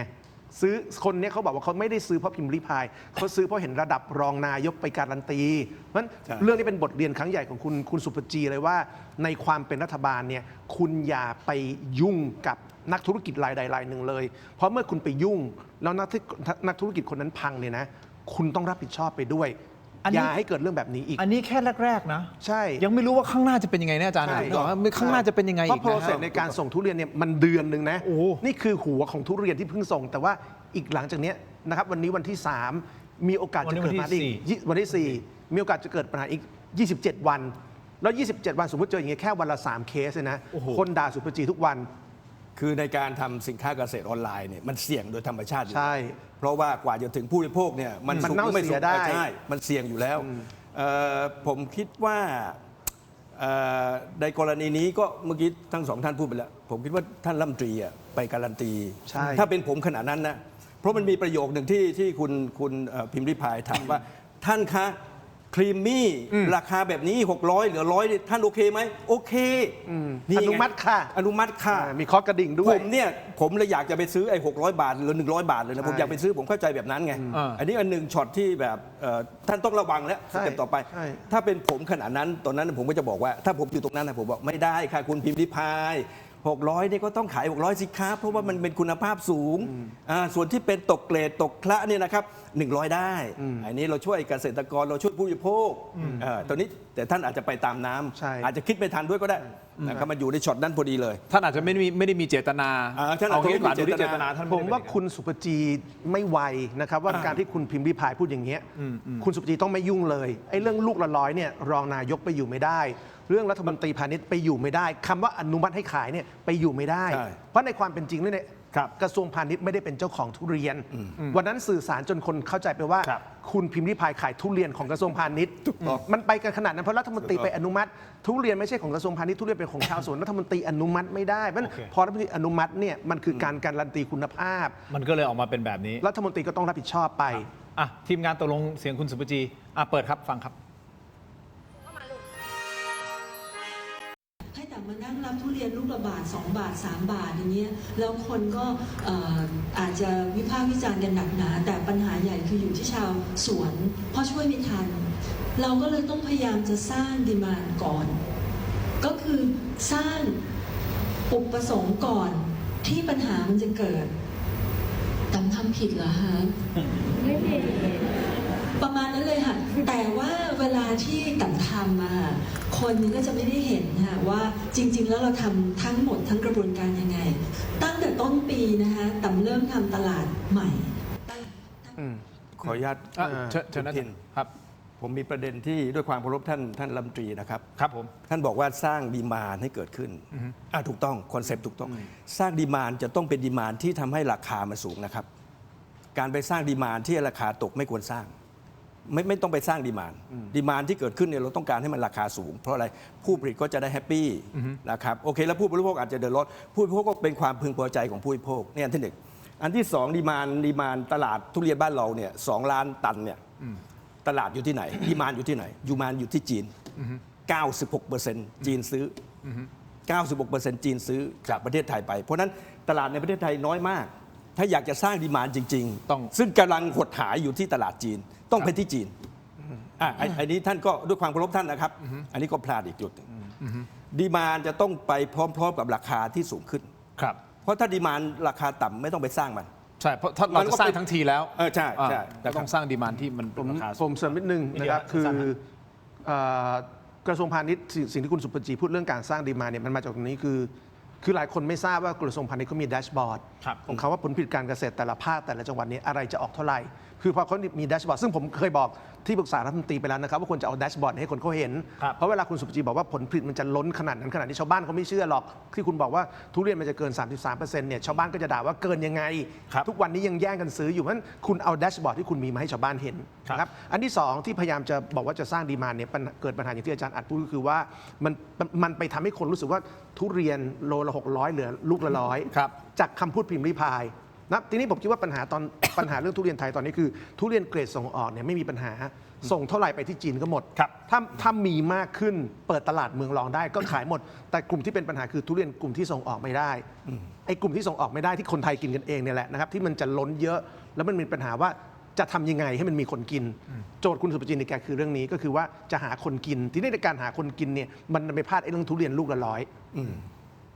แต่สิ่งนี้ผมคิดว่าจะเป็นสิ่งที่เราจะเห็นในยุคคุณสุปจีคือว่าใช้แดชบอร์ดกระทรวงพาณิชย์นะครับดูตัวเลขผลผลิตว่าอะไรมากขึ้นอะไรออกเยอะอะไรออกน้อยแล้วสร้างดีมานด์เนี่ยผมว่าอันนี้แนวคิดคุณสุปจีจะมาแบบนี้ตลอดเวลาแน่นอน อ่ะก็คุณผู้ชมก็สามารถที่จะวิเคราะห์กัน แล้วก็ตัดสินนะฮะว่าสรุปแล้วนะท่านสุปจีท่านจะมีเจตนาอะไรยังไงนะหรือไม่ได้เจตนาหรือว่ามีเจตนาดี แล้วก็ดันกลายเป็นไม่รอบคอบหรือเปล่าหรืออะไรผมไม่รู้อันนี้ ครับ คุณผู้ชมตัดสินเอาเองนะครับแต่ที่แน่ๆตอนนี้มันเกิดสถานการณ์เหตุการณ์แบบนี้ขึ้นนะครับคราวนี้ผมอยากจะไปดูเรื่องของคุณสุริยะนิดนึงนะฮะอันนี้เป็นกรณีของคุณราเชนอธิบดีกรมฝนหลวง และคุณสุริยะนะฮะที่เรานำเสนอไปสัปดาห์ที่แล้ว เกี่ยวกับการสั่งย้ายท่านนะครับก็คือกรณีอย่างนี้คุณผู้ชมครับ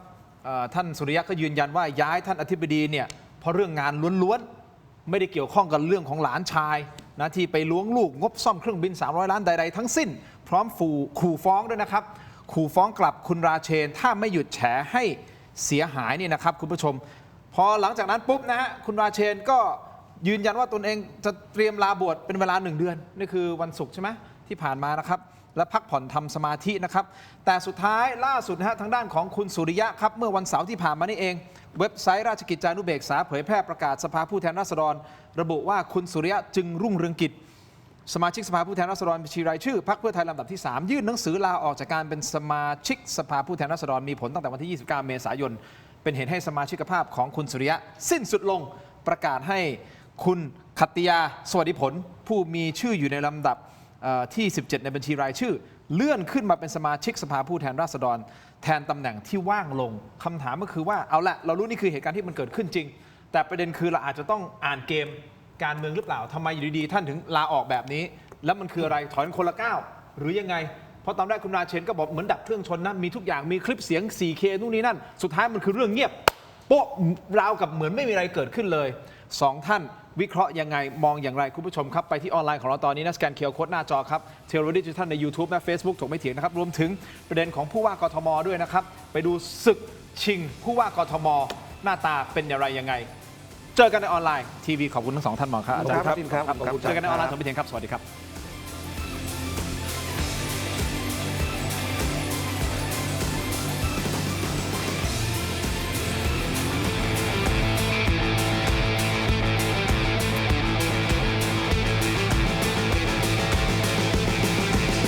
เลือกสิ่งที่ใช่ตอบโจทย์ชีวิตที่ชอบ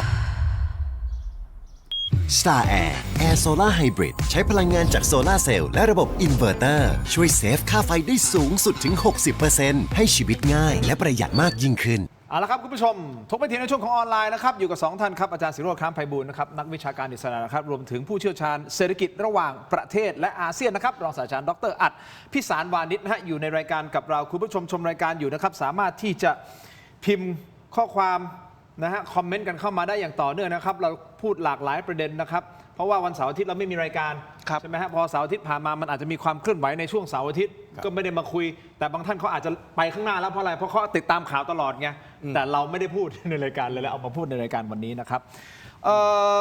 ควันหลงคุณสุริยะอย่างที่ผมเรียนไปในช่วงของทีวีคุณผู้ชมครับอย่างนี้สั้นๆนิดเดียวก็คือท่านราเชนศิลปะรายะซึ่งท่านเป็นอธิบดีกรมฝนหลวงนะฮะท่านก็ยืนยันว่าเต รียมลาบวช ครับ นะครับอีกประมาณวันที่เท่าไหร่นะวันที่ 25 หรือเปล่าพฤษภาคมนี้ใช่ไหมท่านจะเตรียมลาบวช1 เดือนเพื่อพักผ่อนและทำสมาธินะครับและท่านบอกว่าการตัดสินใจบวชครั้งนี้เป็นความตั้งใจเดิมที่มีอยู่แล้วเนื่องจากปกติเป็นคนชอบทำบุญเป็นประจำและต้องการไปฝึกสมาธิ ส่วนคุณสุริยะจึงรุ่งเรืองกิจครับเมื่อวันเสาร์ที่ผ่านมานี่เองวันเสาร์คือวันที่ 2 พฤษภาคมเว็บไซต์ราชกิจจานุเบกษาทวนอีกครั้งหนึ่งท่านสุริยะประกาศลาออกจากการเป็นสมาชิกสภาผู้แทนราษฎรมีผลตั้งแต่วันที่ 29 เมษายนที่ผ่านมาเป็นเหตุให้สมาชิกภาพของคุณสุริยะสิ้นสุดลงและมีการประกาศให้คุณขัตติยาสวัสดิผลซึ่งมีชื่ออยู่ในบัญชีรายชื่อลำดับที่ 17 เลื่อนขึ้นมาเป็นสมาชิกสภาผู้แทนราษฎรแทนตำแหน่งที่ว่างลงก็คือตำแหน่งของคุณสุริยะจึงรุ่งเรืองกิจ move นี้ของ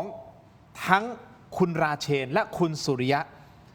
มันมีนัยยะแอบแฝงอะไรยังไงหรือไม่เพราะว่าตอนแรกคุณราเชนถ้าเราติดตามข่าวเมื่อสัปดาห์ที่แล้วผมก็เล่นในรายการถกไม่เถียงเนี่ย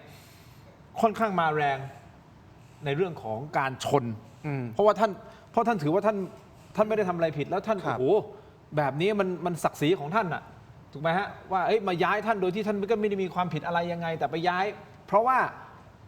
เขาบอกว่าหลานรัฐมนตรีมาขอดูเรื่องของงบการซ่อมเครื่องบินของกรมฝนหลวงถูกต้องไหมครับท่านก็เลยออกมาชนในเรื่องนี้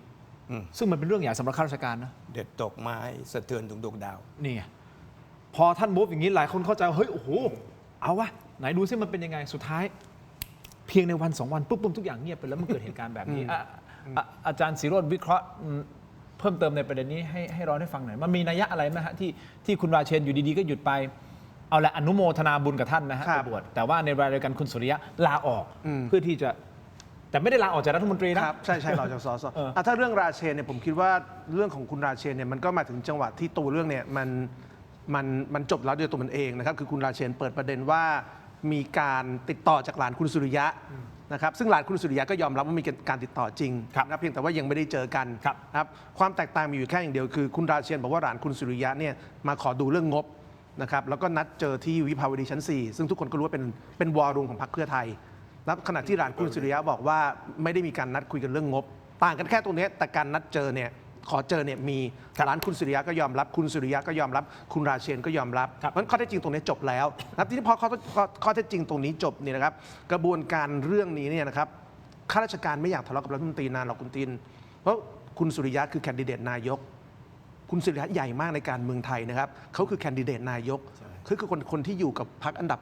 2ของฝั่งรัฐบาลมันข้าราชการไม่อยากทะเลาะด้วยนานเมื่อเปิดประเด็นแล้วเนี่ยเขาบวชทันทีเนี่ยผมว่าเขาตั้งใจเขาจงใจเขาจะเฟดตัวเองออกแล้วเพราะว่าเรื่องมันถูกรันเข้าสู่กระบวนการที่เราอาจจะเรียกว่าเป็นกระบวนการทางกฎหมายหรือบางคนเรียกว่าเป็นนิติสงครามไปเรียบร้อยแล้วเพราะว่ามีคุณศรีสุวรรณไปยื่นเรื่องยังปปชนะครับมีคุณเรืองไกรไปยื่นเรื่องยังกกตแล้วเรื่องก็จะเข้าไปสู่กระบวนการศาลรัฐธรรมนูญเพราะฉะนั้นวันนี้ข้อเท็จจริงของเรื่องเนี่ยนะครับเดินหน้าสู่กระบวนการทางกฎหมายหรือบางคนเรียกว่านิติสงครามถ้าเข้าปปชต้องตั้งอนุก็จะต้องมาพิจารณาว่าไอ้การที่ข้อเท็จจริงตรงนี้หลานรัฐมนตรีโทรหาอธิบดีติดต่อเนี่ยนะครับมีความผิดไหมใช่ไหมครับกระบวนการของคุณเรืองไกรไปยังกกตก็จะเป็นกระบวนการแบบเดียวกันนะครับกกตก็จะตรวจสอบว่าแบบนี้มีความผิดไหมแล้วก็จบอย่างศาลเพราะฉะนั้นกระบวนการทั้งหมดจะไปที่ศาลรัฐธรรมนูญหรือศาลฎีกาจบที่จะมีความผิดทางจริยธรรมหรือไม่จบที่จะถูกตัดสินทางการเมืองหรือไม่เพราะฉะนั้นเรื่องนี้ใหญ่แต่ว่าวันนี้บทบาทอธิบดีไม่จำเป็นต้องอยู่ในสมการแล้วเพราะอธิบดีได้เตะบอลเข้าไปแล้วนะครับบอลเนี่ยนะครับมีคนรับลูกไปยิงต่อแล้วคือกลุ่มนักร้องคุณศรีสุวรรณคุณเรืองไกรนะครับแล้วหลังจากนี้กระบวนการต่างผมว่าถ้าสังเกตให้ดีนักข่าวก็เริ่มถามแล้วว่าพรรคฝ่ายค้านจะทำอะไรวันก่อนคุณเท้งให้สัมภาษณ์นักข่าวเรื่องอื่นนักข่าวก็ถามว่าจะทำอะไรไหมในฐานะพรรคฝ่ายค้านนะครับคุณเท้งก็ต้องตอบว่าเนี่ยก็กรรมาธิการตั้งขึ้นมาเนี่ยก็จะดูว่าจะตรวจสอบเรื่องนี้ยังไงเพราะมันจะมีกระบวนการองค์กรอิสระกระบวนการศาลแล้วก็กระบวนการกรรมาธิการเพราะอธิบดีเนี่ยวันนี้ต้องถอยเพราะคุณชนกับแคนดิเดตนายกรัฐมนตรีไม่ได้หรอกเมื่อออกจากอธิบดีแล้วเนี่ยคุณคือ nobody แล้วไปเพราะหลังจากนี้จะเป็นกระบวนการนิติสงครามซึ่งใหญ่นะครับเพราะว่าถ้าเกิดบังเอิญปปชรับคำร้องหรือว่าศาลรับคำร้องปุ๊บนะครับแล้วคุณสุริยะต้องหยุดปฏิบัติหน้าที่มันจะลามแล้วนะเพราะคุณอนุทินจะต้องอยู่ในโจทย์ที่จะต้องคิดว่าเอ๊ะถ้าสุริยะโดนรับคำร้องหรือหยุดปฏิบัติหน้าที่เนี่ยคุณอนุทินจะเอาอย่างไรคุณสุริยะคุณอนุทินถ้าให้คุณสุริยะทำงานต่อจะเจอปัญหาเหมือนคุณเศรษฐากับคุณพิชิตชื่นบานหรือเปล่ามันจะลามไปยังเรื่องการเมืองแล้วเพราะวันนี้บอลถูกเตะแล้วอธิบดีเป็นตัวเปิดเรื่องนะครับเมื่อตัวเปิดเรื่องเตะบอลแล้วเนี่ยนะครับถอยได้แล้วชนรัฐมนตรีต่อไม่ได้โอเคนั่นคือบทบาทของคุณราเชนจบไปแล้วเรียบร้อยแล้ว คุณสุริยะที่ลาออก ในเคสคุณสุริยะเนี่ยครับผมคิดว่าการลาออกเนี่ยมันมีทั้งเรื่องที่เป็นเรื่องปกตินะครับกับการมีเรื่องที่มันมีประเด็นเรื่องปกติเนี่ยเราจะเห็นว่าในรัฐธรรมนูญฉบับนี้นะครับเวลาใครได้เป็นรัฐมนตรีเนี่ยมักจะลาออกจากตำแหน่งสสบัญชีรายชื่อเพราะว่านะครับถ้าไม่ลาออกเนี่ยนะครับเวลามีการอภิปรายต่างๆเนี่ยจำนวนการโหวตให้ตัวเองมันหายไป คือถ้าคุณถูกอภิปรายถูกตั้งกระทู้เนี่ยคุณจะมาโหวตให้ตัวเองมันไม่ได้เพราะฉะนั้นรัฐมนตรีหลายคนก็มักจะใช้วิธีลาออกเพื่อให้คนอื่นในพรรคเข้ามานะครับให้ทำหน้าที่เป็นคนซึ่งคอยโหวตให้รัฐมนตรีคอยอภิปรายต่างๆปกป้องรัฐมนตรีมันการลาออกเนี่ยเราเห็นแบบนี้มาตลอดด้วยกติกาของรัฐธรรมนูญฉบับนี้นะครับว่าเมื่อลาออกก็บัญชีรายชื่อคนถัดไปขึ้นมาบังเอิญในเคสเพื่อไทยเนี่ยคุณเดียกติยาก็ต้องถือว่าคือเพื่อไทยรอบนี้ถ้าเกิดทั้งสองท่านสังเกตให้ดีเนี่ยนะครับกลุ่มที่ปากแซบเนี่ยไม่ค่อยได้เข้าสภาคือเพื่อไทยรอบนี้บัญชีรายชื่อเขาได้น้อยลงรู้สึกจะ17มั้งถ้าผมจำไม่ได้แล้วเท่าไหร่ชัดๆนะครับแต่น้อยลงไปเยอะนะครับแล้วคนที่ถือว่าเป็นคนฝีปากจัดจ้านเนี่ยรอบนี้ส่วนใหญ่ไม่ค่อยได้เข้าอย่างเช่นคุณหญิงลินทิพรอันดับก็ไม่ถึงใช่ไหมครับคนที่อันดับถึงเนี่ยรอบนี้ต้นๆเนี่ยส่วนใหญ่จะเป็นกลุ่มผู้สูงวัยซึ่งจะมาตอบโต้ในสภาเนี่ยก็ไม่ค่อยไหวแล้วช้าไม่ทันการเพราะฉะนั้นคุณเดียคติยาเนี่ยแกเป็นคนซึ่งใกล้ชิดกับคนในครอบครัวนะครับแกสนิทมากกับคุณโอ๊คนะครับเป็นกลุ่มเพื่อนเที่ยวกลุ่มอะไรด้วยกันนะครับเขาโชว์รูปกันตลอดนะครับเพราะฉะนั้นพอคุณสุริยะออกแล้วคุณเดียเข้ามาเนี่ยมันได้2ส่วนนะครับกลุ่มวงในก็ได้เข้าสภาแล้วคุณเดียก็เป็นคนที่การตอบโต้ในสภาก็เก่งมันก็จะสามารถช่วยพรรคได้ในเวลาที่นะครับวันนี้สภาเริ่มทำงานแล้วนะครับพรรคฝ่ายค้านเนี่ยโฟล์ของงานเริ่มต้นแล้วพรรคประชาชนเห็นแล้วว่าปัญหาการถูกสั่งหยุดปฏิบัติหน้าที่ของตัวเองไม่เกิดกรรมาธิการจัดสรรกันทุกพรรคในสภาจบแล้วเพราะฉะนั้นกระบวนการตรวจสอบในสภาจะเป็นเรื่องใหญ่เพราะฉะนั้นคุณสุริยะซึ่งต้องถือว่าเป็นคนที่เป็นกระสุนตกคนหนึ่งของพรรคนี่ก็จำเป็นจะต้องมีคนที่เก่งๆเนี่ยมาคอยปกป้องคุณเดียก็จะช่วยในจุดนี้ได้ดีนะครับอันนี้คือในเรื่องของเรื่องทั่วๆไปแต่ว่าในแง่ของเรื่องที่เป็นประเด็นเฉพาะตัวก็อาจจะมีประเด็นงอกมานิดนึงก็คือว่ารัฐธรรมนูญนะครับในบริบทที่คุณสุริยะนี่มีประเด็นเรื่องของอธิบดีนะครับแล้วก็มีประเด็นเรื่องของการที่มันมีการให้หลานมีการที่หลานไปขอดูงบหรือเปล่าเนี่ยมันอาจจะทำให้คุณสุริยะนะครับถ้ายังเป็นสสอยู่เนี่ยมีประเด็นในรัฐธรรมนูญมาตรา144นะครับน่าจะประมาณวรรค1หรือวรรค2นะครับ144เนี่ยคือมาตราที่ทำให้คุณพิเชษฐ์เชื้อเมืองพานเนี่ยหลุดจากรองประธานสภาผู้แทนราษฎรนั่นก็คือมีการตรวจสอบว่าไปเกี่ยวข้องกับการจัดสรรงบประมาณที่ตัวเองได้ประโยชน์จำได้ใช่ไหมครับรองประธานตอนนั้นเนี่ยคุณพิเชษฐ์ถูกเปิดโปงว่ามีการเข้าไปเกี่ยวพันกับการจัดสรรงบซึ่งตัวเองได้ประโยชน์มาตรานี้เนี่ยนะครับมีการเถียงกันว่าจะใช้กับรัฐมนตรีได้ไหมแต่ใช้กับสสได้แน่ๆเพราะฉะนั้นในเคสคุณสุริยะเนี่ยนะครับมันอาจจะมีความกังวลอย่างนี้ว่าวันนี้มันเกิดประเด็นเรื่องหลานรัฐมนตรีโทรหาอธิบดีถ้าเกิดมันลากไปถึงขั้นบอกว่าในการโทรหาจบด้วยเรื่องของงบประมาณคุณสุริยะซึ่งเป็นสสอยู่ณตอนนั้นจะเข้าข่าย144วรรค1วรรค2หรือไม่เพราะฉะนั้นวิธีตัดไฟแต่ต้นลมเอาคุณสุริยะออกจากสสไปก่อนเพราะเมื่อออกจากสสไปเงื่อนไขที่จะเข้า144วรรค1วรรค2ก็น่าจะเบาลงโดยปริยายแล้ว144วรรค1วรรค2เนี่ยมันเร็วนะครับมัน15วันนะพิเชษฐ์เชื้อเมืองพานเนี่ยใช้เวลา15วันเรื่องนี้จบเลยถูกตัดสิทธิทางการเมืองทันทีอันนี้คือในมิติการเมืองและนิติสงครามแต่ถ้าผมจะถามแบบชาวบ้านธรรมดาขออภัยอาจารย์อัดนะครับที่อาจารย์อัดถามแบบชาวบ้านธรรมดาว่าเอ๊ะแต่หลายคนอาจจะบอกเฮ้ยมันถ้ามันเป็นอย่างนั้นจริงๆนะผมไม่ได้บอกมันเป็นไม่ได้ยืนยันว่ามันเป็นอย่างที่ว่าหลานไปขอหนุนผมไม่รู้นะอันนั้นก็ไปสืบกันแต่สมมุติเกิดมีการบอกว่าเฮ้ยมันเป็นอย่างนั้นจริงๆเนี่ยมันคือความสำเร็จที่มันเกิดขึ้นแล้วความผิดที่สำเร็จแล้วใช่ไหมใช่ต่อให้ลาออกตอนนี้ก็ไม่มีประโยชน์แต่ว่าถ้าเราเป็นนักการเมืองมันก็ต้องตัดเงื่อนไขทั้งหมดให้มันเพลย์เซฟไว้ก่อนใช่ไหมมีเปราะไหนที่จะมีความเสี่ยงก็ตัดทีละเปราะไปนะครับแล้วในเคสของหลานโทเนี่ยผมคิดว่าสมมติมันลากไปสู่กระบวนการทางกฎหมายจริงๆคุณสุริยะก็ยังมีทางสู้ได้นะไม่ใช่ว่าไปถึงแล้วแกจะแพ้โดยเช่นแกอ้างได้ว่าแล้วแกมีส่วนได้เสียอะไรไหมหลานทำเป็นความผิดของผมหรือเนี่ยมันก็จะสู้กันประเด็นนี้ไปแต่ว่าผมว่ามันก็คือการตัดโอกาสที่จะมีความเสี่ยงไม่ให้มันลุกลามครับอันนี้คือการวิเคราะห์เฉยๆนะครับมีความเป็นไปได้มีความเป็นไปไม่ได้ก็แล้วแต่ใช่เราพูดถึงในเงื่อนไขทางกฎหมายที่มันจะตัดออกไปนะไม่ได้บอกว่าแต่ละคนใครผิดหรือถูกอันนั้นไม่ใช่หน้าที่เราอาจารย์อาจจะแสดงความคิดเห็นเพิ่มเติมไหมตรงนี้หรือว่าประเด็นผมคิดว่ามันอยู่ที่หลานรัฐมนตรีโทอธิบดีกลายเป็นข่าวในทางที่ไม่ดีเป็นประเด็นนี้ด้วยถ้าโดยเรื่องปกติก็คือว่าท่านรัฐมนตรีอยากจะย้ายข้าราชการท่านหนึ่งก็เป็นไปได้ตามอำนาจของเขาแต่พอสเต็ปต่อไปก็คือว่าผมคิดว่าทั้งสองฝ่ายบวกลบคูณหารแล้วเฮ้ยอย่าชนดีกว่านะครับผมว่าแรงกดดันก็ จากท่านนายกรัฐมนตรีก็น่าจะมีนะ เพราะสุ่มเสี่ยงที่จะไปเป็นประเด็นอื่น ครับ ๆนะส่วนท่านอธิบดีฝ่ายค้านรอข้อมูลอยู่นะครับรอข้อมูลที่จะงับอยู่ เพราะฉะนั้นถ้าชนกันไปชนกันมานะครับโอเค ทั้งสองฝ่ายมีแบ็กอัพแต่ว่าบวกลบคูณหารแล้วไม่คุ้มถอยดีกว่า ถอยดีกว่า เหมือนที่อาจารย์ศิโรจน์พูดก็คือฟุตบอลมันเข้าไปสู่เรื่องของการโรงเรียนและขบวนการแล้วนะครับเพราะฉะนั้นบวกลบคูณหารแล้วถอยดีกว่าทั้งสองฝ่ายนะครับเพราะเจ็บทั้งคู่ชีวิตหลังเกษียณก็ไม่ได้แฮปปี้นะครับท่านรัฐมนตรีที่อยู่ก็คงทำงานภาวะพะวงนะครับห่วงหน้าพะวงหลังอยู่จากเรื่องประเด็นต่างๆ ที่จะเกิดขึ้นก็ถอยต่างคนต่างถอยแฮปปี้ดีกว่าแฮปปี้ทั้งสองฝ่ายก็เลยมาสู่ประเด็นนี้ อ่ะก็เราก็ต้องรอติดตามต่อไป ก็ต้องรอติดตาม ว่าจะเป็นยังไงนะครับใน ครับ ประเด็นของคุณสุริยะกับท่านอธิบดีกรมฝนหลวงนะครับอ่ะโอเคผมจบประเด็นนี้ไปเรื่องของผู้ว่ากทมต่อ ครับ นะฮะเราจะได้มูฟไปข้างหน้าด้วยนะครับศึกเลือกตั้งใหญ่ที่น่าจับตาก็คือศึกเลือกตั้งผู้ว่ากรุงเทพมหานครที่จะเกิดขึ้นอีกประมาณสัก2 เดือนจากนี้นะครับคุณผู้ชมก็เข้าใจว่ารับสมัครนี่คือวันที่ 20 กว่าๆใช่ไหมที่จะรับสมัคร 20 กว่าๆในพฤษภาคมนี้แล้วจะเลือกวันที่ 28 มิถุนาถูกต้องไหมครับ 28 มิถุนานะครับคุณผู้ชมครับโดยทางพรรคประชาชนจะมีการแถลงเปิดตัวแคนดิเดตที่จะมาชิงตำแหน่งผู้ว่ากทมในวันพรุ่งนี้คือวันที่ 5 นะครับซึ่งถ้าไม่พลิกโผพรรคประชาชนก็จะส่งดร.โจชัยวัฒน์นะสถาวรวิจิตรนะครับซึ่งเนี่ยคือคนนี้ฮะส่วนผู้สมัครอีกคนที่หลายคนจับตาว่าจะเดินต่อในครั้งนี้หรือไม่นะครับก็คือคุณชัดชาติสิทธิพันธ์อาจารย์ชัดชาติก็คือผู้ว่ากทมคนปัจจุบันที่คาดว่าน่าจะยังครองใจคนกทมได้อยู่นะครับโดยล่าสุดนะฮะคุณชัดชาติได้ชี้แจงผ่าน Facebook ส่วนตัวกรณีที่มีผู้สมัครสกบางท่าน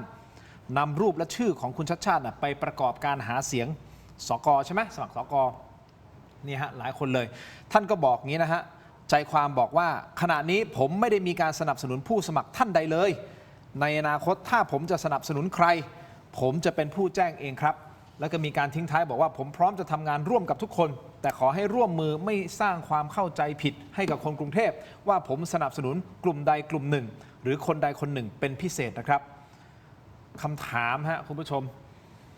มาดูกันหน่อยนะครับว่าพรรคประชาชนที่จะเปิดตัวในวันพรุ่งนี้อันนี้จะเจอศึกใหญ่หรือเปล่าทำไมเราถึงหยิบยกพรรคประชาชนขึ้นมาก็เพราะว่าในพื้นที่กรุงเทพมหานครสสกวาดทั้งหมดเลยใช่ไหมฮะ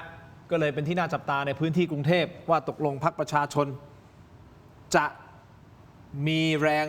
มากพอในการชิงตำแหน่งผู้ว่ากทมหรือไม่คุณวิโรจน์ครั้งที่แล้วจากพรรคก้าวไกลเ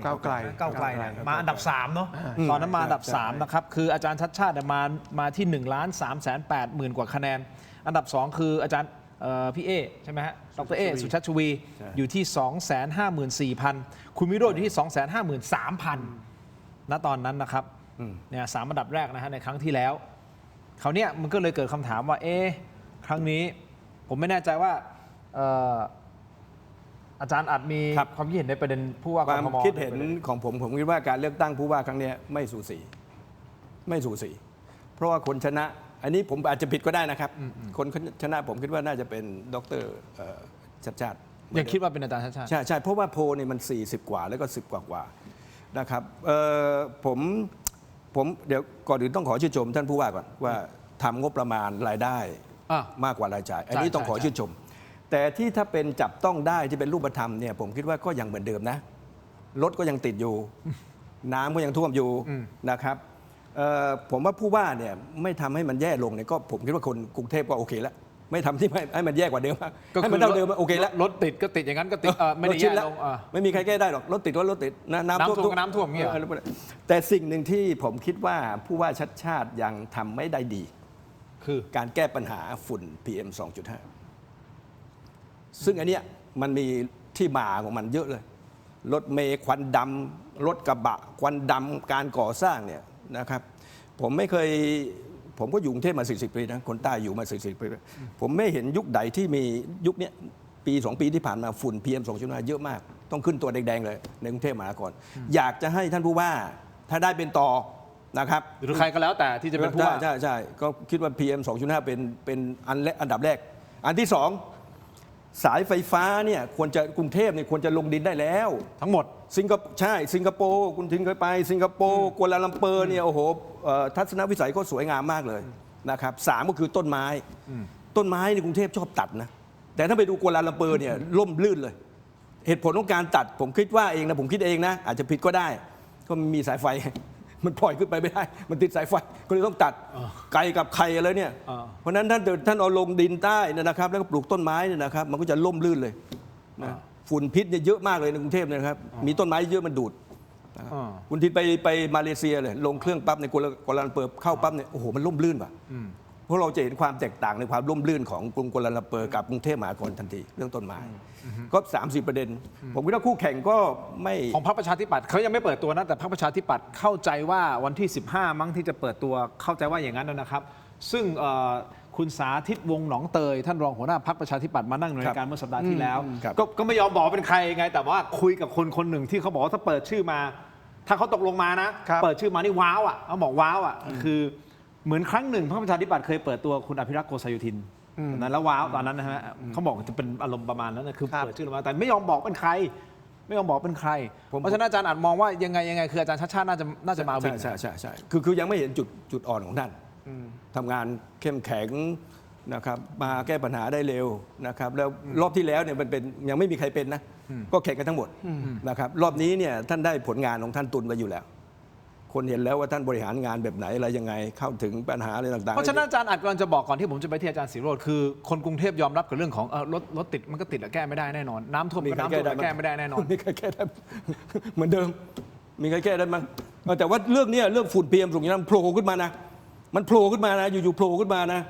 ะนะเนี่ยเป็นเรื่องใหญ่มากในขณะนี้นะครับแล้วก็ในกรุงเทพมหานครเนี่ยนะมันไม่ควรจะมีรถควันดำอ่ะคุณทินท่านอาจารย์ศิโรจน์เคยเจอไหมท่านขับรถไปตามหลังอีกคันนึงเลยโอ้โหมันเต็มเลยครับ ยุคนี้มันไม่ควรจะมีแล้วเนาะมันไม่มีกรุงเทพมหานครมันติดระดับโลกนะมันเป็นเมืองที่คนมาเที่ยวมากที่สุดระดับโลกนะหนึ่งในนั้นนะมันไม่ควรควันดำนะปังโอ้โหดีนะที่แบบรถเรามันการปิดไม่ให้ควันเข้ามาเนี่ยมะเร็ง แต่นักท่องเที่ยวนั่งตุ๊กๆเงี้ยโอ้โหมาเข้าเต็ม ผมเวลานั่งมอเตอร์ไซค์ไปไหนมาไหนเนี่ยนะจะตายเอานะอาจารย์ เพลียหมดสภาพเพราะควันมันเยอะมาก ควันดำจากรถเมล์เนี่ยหนักหน่วงมากฆ่าตัวเองทุกวัน โอเคเอาอย่างนี้อันนี้โอเคความคิดเห็นของอาจารย์อัดนะฮะอาจารย์ศิโรจน์มองไงฮะในศึกชิงผู้ว่ากทมถ้าศึกผู้ว่าเนี่ยผมคิดว่าแน่นอนอาจารย์ชัชชาติได้เปรียบนะครับเพราะว่าเป็นคนเดียวที่ทำงานมานานนะผู้สมัครคนอื่นเนี่ยณวันนี้ยังไม่เปิดตัวเมื่อยังไม่เปิดตัวแปลว่าการทำงานในพื้นที่เนี่ยคุณยังไม่ได้เข้าชัดชาติเพราะฉะนั้นชัดชาติมีความได้เปรียบนะครับแต่อย่างไรก็ตามไม่ได้แปลว่าคนใหม่จะไม่มีโอกาสชนะนะครับเพราะว่าณวันที่อาจารย์ชัดชาติเป็นผู้ว่าเป็นผู้สมัครครั้งแรกเนี่ยแกก็เป็นคนใหม่แกก็ชนะได้วันนั้นที่แกชนะได้เนี่ยเพราะแกทำงานในพื้นที่แกทำอย่างต่อเนื่อง2 ปีนะครับคล้ายๆกับคนอื่นนะครับที่เป็นคนใหม่และชนะในยุคคุณพิจิตรรัตนกุลนะครับหรือว่าในยุคคุณอภิรักษ์โกษโยธินซึ่งเป็นคนใหม่แต่กว่าจะมาลงผู้ว่าเนี่ยแต่ละคนทำงานในพื้นที่มาประมาณปี2 ปีตั้งกลุ่มต่างๆขึ้นมาเพราะฉะนั้นผมว่ารอบนี้ถ้าใครจะชนะนะครับต้องทำให้คนเห็นว่าคุณเนี่ยทำงานในแบบของคุณเนี่ยไม่น้อยกว่าชาตินะครับนั่นคือเงื่อนไขสำคัญถ้าใครจะแข่งกับคุณชาตินะครับว่าคนจะเห็นคุณแล้วคนนี้เขาทำเรื่องนั้นมาคนนี้ทำเรื่องนี้มานั่นคือเกณฑ์ที่จะชนะได้ซึ่งตอนนี้ต้องยอมรับความจริงว่ามันยังไม่มีการเปิดตัวคนแบบนี้ออกมาเพราะในเรื่องของผู้ว่าเนี่ยผมว่าอาจารย์ชัดก็ได้เปรียบแต่ว่าคะแนนจะเท่าเดิมไหมผมว่าคงไม่เท่าเดิมนะครับเพราะว่าแน่นอนว่ามันก็มีหลายประเด็นหนึ่งที่คนวิจารณ์เยอะนะครับก็คือว่าจุดเด่นอาจารย์ชาติคือการสร้างของใหม่นะครับการที่พยายามจะทำคลองทำทางเชื่อมต่างๆนี่เป็นเรื่องที่ของใหม่มันสำเร็จแต่การแก้ปัญหาของเก่าซึ่งบางทีมันเป็นเรื่องที่มันตกค้างมาอย่างเช่นเรื่องคอร์รัปชันเนี่ยคนวิจารณ์เยอะอาจารย์ชาติเนี่ยไม่เข้าไปลุยให้เต็มที่นะครับพี่เตาบรรยงพงษ์พานิชก็วิจารณ์ไว้ว่าชอบชาติทุกเรื่องแต่ว่าเรื่องคอร์รัปชันกทมเนี่ยชาติไม่แต่ซึ่งทุกวันนี้ถามว่ากทมมีสวยไหมมีสวยใครเป็นคนเก็บก็เจ้าหน้าที่กทมใช่ไหมใช่เพราะฉะนั้นปัญหาเรื่องคอร์รัปชันเป็นเรื่องใหญ่ยังแก้ไม่ตกนะครับเรื่องโรงกำจัดขยะอ่อนนุชนะครับมีความล่าช้าในเรื่องการส่งมอบการเก็บค่าปรับอย่างที่ควรจะเป็นก็ยังไม่เกิดเนี่ยมันมีปัญหาแบบนี้ซึ่งตอนเลือกตั้งครั้งแรกไม่มีเพราะฉะนั้นคะแนนรอบนี้เนี่ยมันคงจะไม่เท่าเดิมมันคงจะถูกหักลงไปนะครับจากเรื่องของหลายๆเรื่องที่มันไม่เกิดหรือว่ามันมีบางเคสถ้าจำกันได้เนี่ยมันเคยมีเคสที่เจ้าหน้าที่เทศกิจเนี่ยโดนข้อหาล่วงละเมิดทางเพศนะครับแล้วก็มีการตรวจสอบเป็นการภายในกันเรียบร้อยแล้ว สรุปว่ามีการล่วงละเมิดทางเพศจริง ปรากฏว่าการลงโทษเนี่ยเบามากเลยนะครับรู้สึกจะหักเงินเดือน 5% แค่ 3 เดือน เบาวิว เบาวิวมากครับ สมมติเจ้าหน้าที่เทศกิจคนนั้นเงินเดือน 20,000 ก็คือหักประมาณเดือนละ 800 3 เดือนหักเงินเดือน 2,400 บาท เป็นค่าล่วงละเมิดทางเพศ ถูกนะ ถูกไป คือละเมิดทางเพศมันไม่ควรเกิด โดยข้าราชการมันต้องไม่เกิดไงเพราะฉะนั้นมันจะมีประเด็นยิบย่อยอย่างเงี้ยที่อาจจะทำให้คนเขาติดใจว่าเอ๊ะทำไมอาจารย์ชัดชาติไม่ทำอย่างนั้นอย่างนี้ เพราะฉะนั้นคะแนนเนี่ยคงไม่เท่าเดิมนะครับแต่ผมว่ารอบนี้สิ่งที่มันจะเป็นไฮไลท์คือสนามเรื่องของการสภากทมนะครับเราจะเห็นว่าเพราะสภากทมเนี่ยแน่นอนว่าพรรคประชาชนเนี่ยเขามีสสทั้งจังหวัดใช่ไหมครับเขาก็คาดหวังว่าโอกาสที่เขาจะได้สภากทมก็น่าจะเยอะเพราะว่ารอบที่แล้วเนี่ยเขาก็ได้มาก ครับ นะครับแล้วเราก็จะเห็นว่าในรอบนี้เนี่ยพรรคเพื่อไทยก็ ถอนเนี่ยไม่จะเรียกว่าถอนนะไม่ลง มัน ไส่ง ไม่ลงแต่ว่ามันมีการแปลงกายซึ่งมันทำให้เกิดเรื่องที่น่าเกลียดก็คือว่าฝั่งเพื่อไทยนะครับไม่ลงในนามเพื่อไทยไปลงในนามอิสระ แล้วก็ไปทำภาพคู่กับชัดชาติว่าเหมือนกับตัวเองเนี่ยกับชัดชาติเนี่ยจอยกัน คนเขาถึงวิพากษ์วิจารณ์ ก็เลยเป็นที่มาที่อาจารย์ชัดชาติออกมา ใช่ พูดไง ใช่ ออกมาโพสต์ไงใช่ไหมไม่รู้ทีมงานมีภาพเหล่านั้นที่ไปคู่กับอาจารย์ ซึ่งแบบเป็นภาพที่พูดจริงๆนะผมเห็นแล้วผมก็แย่นะคือใครทำผมก็ไม่โอเคกับเรื่องแบบนี้คือคุณเนี่ยจะเป็นอดีต อย่างนี้ใช่ไหมแบบนี้ใช่ไหม ใช่ ใช่ อันนี้คือเป็นที่สาธารณะนะครับ ใช่ เพราะฉะนั้น ใช่ เพราะฉะนั้นเนี่ยเราเอามาให้ดูว่าแล้วอาจารย์มันเป็นที่มาที่อาจารย์ชัดชาตินี่แหละเอามาบอก ใช่ เฮ้ยเดี๋ยวก่อนนะเว้ยเดี๋ยวเพิ่งเข้าใจผิดผมไม่ได้สนับสนุนใครนะ เนี่ยมันคือยุทธศาสตร์ที่แดงเนี่ยนะครับบอกว่าเราไม่แดงแล้วนะครับเราอิสระแล้วก็มาพรีเซนต์ตัวเองเหมือนกับตัวเองเป็นคนของชาติชาติ เพื่อไปชนกับฟ้ากับส้ม ผมว่าวิธีนี้หาเสียงแบบนี้มันไม่เคารพตัวเองอาจารย์รู้สึกไหมคือถ้าเราแดงถึงพรรคเราไม่ส่งเนี่ยเราก็ต้องบอกผมมาแดง แต่วันนี้พรรคไม่ส่งผมก็อิสระไม่เป็นไรอิสระไม่ผิดแต่ว่าไม่ควรจะทำเหมือนกับว่าตัวเองเป็นพรรคของชาติชาติ หรือเป็นกลุ่มชาติชาติมันน่าเกลียดแต่ว่ามันก็สะท้อนว่าคนเหล่านี้เขาก็มองครับว่าในสนามกทมเนี่ยนะครับลำพังตัวเขาเองหรือลำพังเครดิตจากพรรคเก่าเขาเนี่ยเขาสู้ส้มกับสู้ฟ้าไม่ได้เพราะฉะนั้นผมว่าสนามกทมระดับสภาเนี่ยก็จะเป็นการสู้กันระหว่างส้มกับฟ้า ส่วนคนเหล่านี้ผมว่าเครดิตเขาหายไปแล้วคุณจะไปให้คนเลือกคุณได้ยังไงในเวลาที่ชัดชาติบอกเลยว่าเฮ้ยคุณมาอ้างชื่อผมแม่ อาจารย์เสริมนิดนึง อันนี้ เดี๋ยวผมจะได้ประเด็นต่อ ก็คือเป็นการยอมรับอยู่แล้วว่าผู้ว่าชัดชาตินี่กระแสดี ใช่ ก็เลยไปแปะเขา ใช่แล้วตัวเองก็สู้ส้มกับฟ้าไม่ได้ ใช่นะ คือพูดง่ายๆคือจะยืมมือชัดชาติไปฆ่าส้มฆ่าฟ้า แล้วชัดชาติไม่ยอมให้ยืมมือ เอา ไง ไปฝากเขาไว้อะถ้าพูดเป็นภาษาชาวบ้านก็ไปเป็นปริงเกาะเขาอะ ใช่แล้วทีนี้กลุ่มนี้เขายังไม่จบผมเห็นหลายคนพอชัดชาติออกมาบอกแล้วว่าไม่เกี่ยวกับอาจารย์ชัดชาติ ก็ยังทำโปสเตอร์ทำอะไรต่างๆเพราะไม่มีรูปชัดชาติแล้วนะแต่ใช้สิ่งที่เรียกว่า CI นะครับก็คือการใช้สีการใช้การออกแบบให้รู้สึกเหมือนตัวเองยังเป็นพวกชัดชาติอยู่ ไปดูเลยครับกลุ่มนี้ตอนนี้เริ่มออกมาแล้วมีภาพการ์ตูนเป็นกราฟิกซึ่งเห็นปุ๊บสไตล์ชัดชาติรอบที่แล้วไปเลยเนี่ย ไม่ดีนะ อย่างเงี้ยไม่ดีครับ ความคิดสร้างสรรค์ของคุณน่ะ ไม่ ตัวตนของคุณน่ะคืออะไรอะ มันมากกว่าความคิดสร้างมันคือ ใช่คุณต้องออก การ มานะ อ้างชื่อคนอื่นเหมือนแอบอ้าง ใช่ ให้คนเข้าใจผิด ด้วย มันคือการขายของที่ทำให้คนเข้าใจผิดว่าคุณเป็นพวกอีกคนนึงโดยที่คุณไม่ได้เป็นนะ แล้วอีกฝั่งหนึ่งยกก็โอเคไหม่ว่าให้คุณเป็นพวกด้วยก็ไม่ได้ เขาถึงบอกนี่ไง เขาไม่โอเค อาจารย์ชัดชาติถึงออกมาบอก ชัด ก็ไม่ได้โอเคนะ ชัดชาติเนี่ยต้องพูดอีกว่าแม้กระทั่งการมีรูปก็ไม่ให้มี และการออกแบบต่างๆ ที่ใช้โทนสีให้นึกถึงชัดชาติก็ต้องไม่ทำไม่อย่างนั้นเดี๋ยวมันจะเป็นคำถามสวิงไปยังอาจารย์ชัดชาตินะว่า ว่าคุณ คุณ เห็นดี แอบรู้ เห็ เห็ น น ยอมเหรอ เป็นใจหรือเปล่า ผมยังไม่เคยเห็นแบบนี้มาก่อน เออ ผมก็ผ่านการเลือกตั้งผู้ว่ามาเยอะนะไม่เคยเห็นแบบนี้นะ ใช่ นี่เป็นครั้งแรกนะ แต่ในการเลือกตั้งระดับสสมีในช่วงที่ก้าวไกลเขาแรงอาจารย์ อ๋อ จำได้ไหม ใช่ มันจะมีหลายพรรคที่แบบใช้โลโก้เป็นสีส้มๆให้คนนึกว่าตัวเองอยู่ ใช่ ก้าวไกล คือในระดับประเทศเนี่ยมีแต่ระดับสกเนี่ยผมไม่เคยเห็นเหมือนกัน เราไม่ได้พุ่งเป้าไปด่าพรรคเพื่อไทยใช่ไหม ไม่ใช่มันเป็นปัญหาของไอ้คนเหล่านี้ไม่ใช่ปัญหาของพรรคแล้วนี่ ก็คนเหล่านี้เขาบอกเขาไม่เกี่ยวกับพรรคแล้วไง อ๋อ อ่ะ โอเคงั้นอันนี้จบนะ ครับ ผม แต่ ขอ ว่า ไป อาจารย์ชาติชาติผมย้ำนะครับอาจารย์ชาติชาติต้องไปบอกคนเหล่านี้ว่านอกจากการสื่อสารที่มีรูปคู่กับชาติชาติซึ่งอย่างจรเนี่ยก็คนของเพื่อไทยเก่าว่าประธานสภากทมยุคเพื่อไทยอ่ะ โอเค นะครับอาจารย์ชาติชาติต้องบอกอันหนึ่งว่าตอนนี้คนเหล่านี้ไม่มีรูปคู่กับชาติชาติ แต่ออกแบบกราฟิกฟอนต์เนี่ยสไตล์ชาติชาติเป๊ะเนี่ยถ้าอาจารย์ชาติชาติปล่อยคนเขาถามว่าอาจารย์ชาติชาติเนี่ย อันนี้ ให้ท้าย นี่ผิดกฎหมายไหมเนี่ย อันนี้อาจารย์ชัดชาติต้องไปดำเนินการ ใช่ ถ้าสมมติถ้า ไปแอบอ้าง อาจารย์ชัดชาติเสียหายอาจารย์ชัดชาติต้องไปดำเนินการต่อนะครับอันนี้ไม่ได้เกี่ยวกับพรรคไม่ได้เกี่ยวกับอะไรทั้งสิ้นนะฮะมันคือการกระทำของบุคคลหรือเปล่า อันนี้คุณผู้ชมไปตัดสินเอาเองนะครับแต่ที่แน่ๆมีอีกประเด็นหนึ่งที่ทางพรรคประชาชนอภิปรายพาดพิงถึงกำนันผู้ใหญ่บ้านอันนี้เป็นเรื่องใหญ่ผมบอกได้เลยนะครับแล้วก็เป็นอีกประเด็นดราม่าร้อนแรงจากพรรคประชาชนกรณีที่คุณพันธินใช่ไหมพันธินน่วมเจิมสสกทมพรรคประชาชนอภิปรายในสภาเมื่อวันที่30 เมษายนที่ผ่านมานี่นะครับพาดพิงในลักษณะเหมารวมอันนี้แหละหนัก ไปเหมารวมถึงกำนันและผู้ใหญ่บ้านทั่วประเทศว่ามีส่วนเกี่ยวข้องกับยาเสพติดไปฟังบางช่วงบางตอนครับ ผมก็อยากจะแนะนำนะครับ ถ้าเผื่อเราคำนวณสัดส่วนเดียวกันนี้กับสภาผู้แทนราษฎรแห่งนี้500 คนท่านปิดห้องนี้เลยครับตรวจฉี่ตรวจผม500 คนผมว่าต้องเจออย่างน้อย 3-4 คนแน่นอนครับมาเลยครับมาจัดกิจกรรมรณรงค์ที่สภาแห่งนี้เลยปิดห้องตรวจฉี่ตรวจผมเลยครับข้อที่2ร้องเรียนครับค่ายทหารวันก่อนผมเพิ่งไปเกณฑ์ทหารเขาบอกเลยครับเข้าค่ายทหารไปนี่ตัวดีเลยครับจ่านี่คนขายเลยท่านล้อมค่ายทหารจับตรวจฉี่ให้หมดเลยครับในค่ายทหารรับรองเจอเพียบหรือกำนันผู้ใหญ่บ้านนี่ก็ตัวดีครับ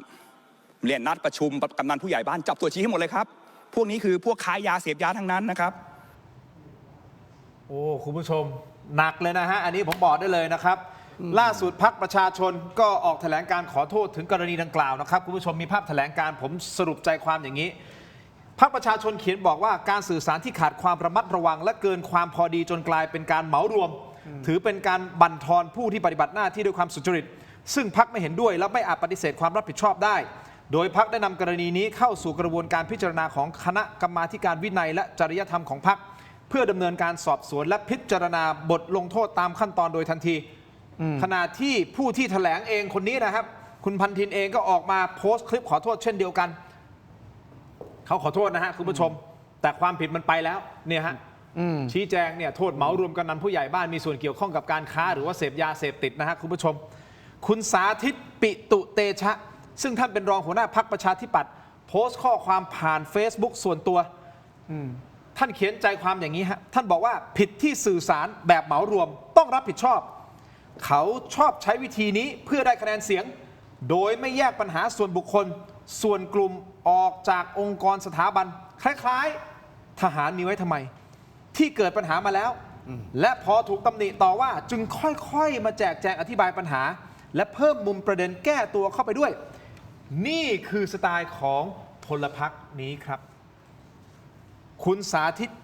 ปิตุเตชะก็เคยมาในรายการโถมเถียนท่านพูดอย่างนี้เกี่ยวกับกรณีที่เกิดขึ้นการเหมารวมแบบนี้ก่อนที่จะไปที่อาจารย์ศิโรจน์อาจารย์อัดจะแสดงความคิดเห็นอะไรไหมฮะคือแรงนะฮะแรงพูดแบบนี้แรงมากแล้วไปเหมารวมนี่คือเฮ้ยเดี๋ยวก่อนคุณมาเหมารวมได้ไงวะเหมารวมไม่ได้ในทางวิจัยในทางวิชาการก็พูดรวมๆไม่ได้นะต้องบอกให้ตัวเลขให้มันชัด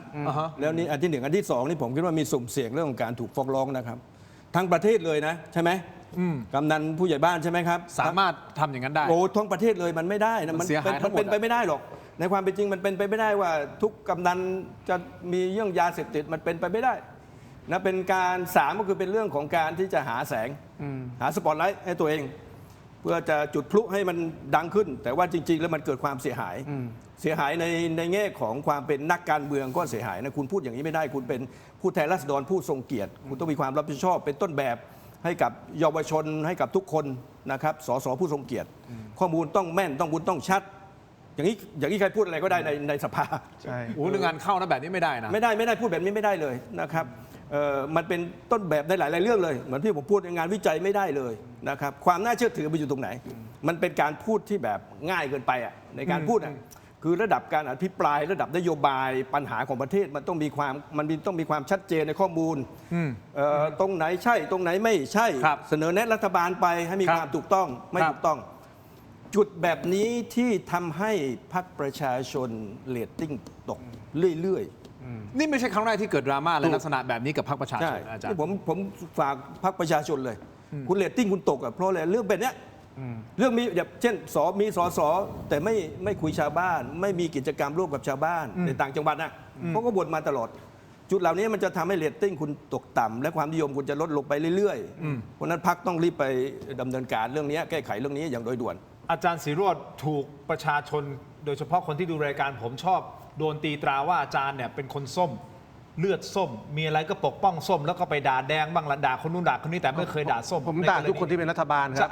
พี่ผมเป็นรัฐมนตรีประชาธิปัตย์ผมยังด่าเลยครับหลายท่านอาจจะไม่ทราบนะครับท่านองค์อาจผมเป็นรัฐมนตรีผมยังด่าตอนนั้นเลยท่านองค์อาจค้ามไพบูลย์ คือพี่นะฮะ ครับผม องค์อาจคล้ามไพบูลย์คือพี่แล้วท่านอยู่พรรคประชาธิปัตย์ ปี 53ประชาธิปัตย์เป็นรัฐบาลพี่ผมเป็นรัฐมนตรีผมก็วิจารณ์ครับ โอเค คือเราทำงานเพื่อเราตรวจสอบรัฐบาล ถ้าเอา ใช่ไหม เนี่ย ครับ เอากรณีนี้แหละฮะกรณีของพรรคส้มเนี่ยฮะ ครับ อันนี้คือคุณต้องตำหนิอย่างแรงเลยนะเนี่ยไปเหมารวมเขาอะ คือเรื่องนี้มันไม่ควรเกิดอยู่แล้ว อ่าฮะ ใช่ไหมครับแล้วในบ้านเราเนี่ยเราจะเห็นว่าหลายคนที่มีตำแหน่งในการพูดในที่สาธารณะเนี่ยมักจะพูดแบบคนคึกขนอง พูดแบบสนุกพูดแบบเรียกเรตติ้งพูดแบบเหมารวมก่อนหน้านี้จำได้ไหมครับแม่ทัพภาค 4พูดเรื่องอะไร โรงเรียนปอนเนาะเป็นต้นต่อของปัญหาความไม่สงบเพราะฉะนั้นบ้านเราเนี่ยนะครับผมไม่รู้ว่าคนที่มันมีโอกาสพูดในที่สาธารณะมันมีปัญหาแบบหนึ่งเหมือนกันคือว่าอยากจะพูดอะไรก็ได้เพื่อให้ตัวเองได้แสง แล้วลืมไปว่าหลักการสำคัญของการพูดนี่คือการสื่อสารนะครับแล้วในการสื่อสารเนี่ยคุณพูดให้ใครเสียหายแบบเหมารวมไม่ได้นะครับถ้าคุณพูดเรื่องนโยบายไม่เป็นไรนะครับแต่ถ้าคุณไปพูดในแบบที่ไปแตะคนแต่ละกลุ่มว่าเขาเป็นต้นเหตุของปัญหานั้นเขาเป็นต้นต่อของปัญหานี้เหมือนกับแม่ทัพภาคพูดว่าโรงเรียนปอนเนาะเป็นต้นต่อปัญหาความไม่สงบนี่นะครับหรือเคสนี้พูดเรื่องกำนันผู้ใหญ่บ้านตรวจฉี่เจอหมดอย่างเงี้ย ทุกคนรู้อยู่คือประโยคพวกนี้นะครับผมว่าคนพูดก็รู้ว่ามันไม่ใช่ความจริงแม่ทัพภาค 4บอกว่าโรงเรียนปอนเนาะเป็นต้นต่อของทุกความไม่สงบผมว่าท่านก็รู้ไม่ใช่ความจริง แต่มันปากมันพาไปอ่ะมันอยากได้เสียงเฮมันอยากได้การปรบมือเพราะฉะนั้นไอการสื่อสารแบบนี้คนที่อยู่ในที่สาธารณะทั้งหมดพูดไม่ได้ ต้องห้ามอย่างเด็ดขาดสมัยผมเด็กๆเคยมีนักการเมืองท่านหนึ่งนะครับซึ่งต่อมาเป็นสมาชิกพรรคพลังธรรมซึ่งคุณทักษิณอยู่อาจารย์อาจจะจำได้ท่านเสียชีวิตไปแล้วเป็นนักพูดคนหนึ่งพูดเรื่องว่าถ้าท่านเป็นนักบินนะครับจะเอาน้ำมันหมูไปทิ้งในประเทศอิรักเพราะเป็นอิสลาม จำได้ไหม อ๋อโอเค ผมจำประโยคนี้ได้ เนี่ย ผม บ้า จำ น ประโยค เรามันมีคนพูดแบบนี้เยอะเพราะในเคสนี้พรรคประชาชนต้องไปจัดการนะครับว่าคุณอยู่ในสภาคุณพูดแบบนี้ไม่ได้ คุณอยากจะพูดถึงปัญหายาบ้าไม่ผิดนะครับการพูดถึงการระบาดของปัญหายาบ้าในหลายองค์กรอันนั้นก็ไม่ผิด แต่มันไม่มีความจำเป็นที่คุณจะบอกว่าไปตรวจกำนันผู้ใหญ่บ้านเจอหมดมันพูดอย่างนี้ไม่ได้นะครับทุกอาชีพมีคนใช้ยาบ้าจริงนะครับนักการเมืองอาจจะมีคนใช้หรือเปล่าผมไม่รู้ แต่ว่าหลายอาชีพมีคนขับ10 ล้อบางคนก็ใช้ตำรวจบางคนก็มีปัญหาแบบนี้ แม้กระทั่งพระก็มีเพราะฉะนั้นทุกอาชีพใช้แบบนี้จริงนะครับอันนี้คือ แต่จะมาเหมารวมทั้งหมดไม่ได้ แต่คุณจะไปพูดอย่างนี้ไม่ได้ เพราะฉะนั้นในการพูดนะครับเวลาพูดคำพูดต้องกลั่นกรองจากสมองนะครับบางคนในเวลาพูดเนี่ยไม่ใช้สมองนะครับแต่ปากพาไปปากวิบัติ แล้วอาจารย์คิดว่าต้องรับผิดชอบยังไงอันนี้คือคุณสาธิตบอกว่าเดี๋ยวพูดแบบเนี้ยเหมารวมมันต้องรับผิดชอบในมุมของอาจารย์คิดว่า พรรค ตัวเขาเอง เขามีการ และพรรคต้องรับผิดชอบ เขามีการตั้งคณะ ต้องบผิดชอบ กรรมการจริยธรรมตรวจสอบแล้ว มันควรจะออกมา ผมว่าก็ต้องมีการตรวจสอบจะตรวจสอบอะไรผมไม่รู้ระเบียบเขาเป็นยังไงนะแต่ว่าการตั้งคณะกรรมการจริยธรรมตรวจสอบแล้วนะครับก็ต้องดูกระบวนการตรวจสอบครับแต่นี้ขอแซวพี่สาธิตหน่อยหนึ่งในฐานะรู้จักกันนะครับแล้วก็ชอบพอกันมีไลน์พี่สาธิตดูเนี่ยพี่สาธิตนี่ก็ฉวยโอกาสด่าเขาแบบเหมารวม คือพี่สาธิตนี่เริ่มต้นด้วยการบอกไอ้พรรคประชาชนมันไอ้พาทินใช่ไหมพาทินด่าคนอื่นเหมารวมพี่สาธิตก็บอกเลยว่าไอ้พรรคประชาชนเนี่ยทั้งพรรคมันชอบด่าคนอื่นแบบนี้หมด พี่สาธิตนี่ก็ใช้วิธีเหมารวมเหมือนกันแล้วแหมเพจระยองขายส้มก็ไม่อยากพูดเยอะอะก็รู้กันอยู่เพจแนวไหนเดี๋ยวพี่สาธิตโกรธนะครับเพราะฉะนั้นคือเรื่องของการเหมารวมจังหวะชุลมุนทางการเมืองเนี่ยผมบอกเลยว่าทุกคนในบ้านเรามันชอบใช้นะแล้วมันไม่ควรนะคือพี่สาธิตจะวิจารณ์คุณพาทินใช่ไหมก็วิจารณ์ไปเลย คุ แต่ ณ เป็นบอก เดี๋ยวก่อนนะ พาทินหรือพานินไม่รู้ ทีมงาน เรายังจำชื่อแกไม่ได้ นี่ น่าจะพา คุ ทิ ณ น พันทิน พันทินคือพี่สาธิตเนี่ย พอพานเนี่ยอากาศนอนเนน จะวิจารณ์พันทินก็วิจารณ์ไปแต่บอกว่าเฮ้ยพรรคประชาชนมันเป็นอย่างนี้ทั้งพรรคนี่คุณก็เหมารวมแบบหนึงเหมือนกันนะอันนี้ก็จังหวะชุลมุนรอซ้ำเหมือนกัน เอาโอเค เนี่ยการเมืองไทยมันเป็นอย่างนี้คือ ถ้า เอ้า ใครพลาดมันก็จะมีการใช้จังหวะชุลมุนด่ากันไปด่ากันมาแต่ผมว่าสำหรับผมหลักการอย่างนี้คือว่าเมื่อไหร่ก็ตามที่เป็นคุณเป็นบุคคลสาธารณะเนี่ยครับการพูดที่ทำให้คนอื่นเสียหายแบบเหมารวมเนี่ยไม่ได้ พูดเรื่องนโยบายไม่เป็นไรนะครับเช่นสมมุติคุณบอกว่าทหารมีไว้ทำไม ควรจะมีไว้เพื่อป้องกันประเทศ หรือมีไว้เพื่อยุ่งการเมือง อย่างเงี้ยพูดได้ไม่ใช่การโจมตีตัวบุคคล แต่ว่าถ้าคุณล้ำเส้นไปถึงขั้นบอกว่าต้องตรวจฉี่กำนันผู้ใหญ่บ้านเดี๋ยวเจอหมดอย่างเงี้ยอันนี้ไม่ใช่เรื่องนโยบายแล้วไง อันนี้เกินไปแล้ว นะครับมันเป็นคำพูดที่ ใช่ไหม ปากมันพาไปอ่ะ อันนี้ นะครับ ในมุมของทั้งสองท่านคือเกินไปใช่ผมสรุปงี้นะ ไม่ควรพูดนะครับ ผมไม่ได้ฟันธงนะเพียงแต่ว่าสรุปสิ่งที่สองท่านพูดว่ามันไม่ควรใช่ไหมมันเกินไปแต่ผม คือกำนันผู้ใหญ่บ้าน no comment ที่ดีก็มีใช่ไหมคุณจะไป โอเค บอกอย่างนี้มันไม่ได้ อ่ะ อะ no comment สำหรับตัวผม คุณผู้ชมมีคอมเมนต์ได้นะครับ ครับ แต่ที่แน่ๆ ผมไปดูสหรัฐกับอิหร่านหน่อยได้ไหมครับ ได้ครับ อาจารย์ ได้ครับ เศรษฐกิจโลกพังไม่พังแหละฮะตอนนี้ คือถ้าจะให้อาจารย์สรุปรวมสถานการณ์สหรัฐกับอิหร่านณตอนนี้ และผลกระทบที่ไทยกำลังจะเจอเพราะหลายท่านบอกว่าไอ้ผลกระทบของเรื่องของราคาน้ำมันเรื่องอะไรเนี่ยมันจะเห็นผลจริง ๆ คือเริ่มต้นเดือนนี้เป็นต้นไป เพราะมันเพิ่งเกิดมีนาถูกต้องไหมครับ ครับแต่เอาเข้าจริงๆไซเคิลของมันมันจะเริ่มเห็นเดือนนี้เป็นต้นไปในมุมของผู้เชี่ยวชาญเรื่องของเศรษฐกิจ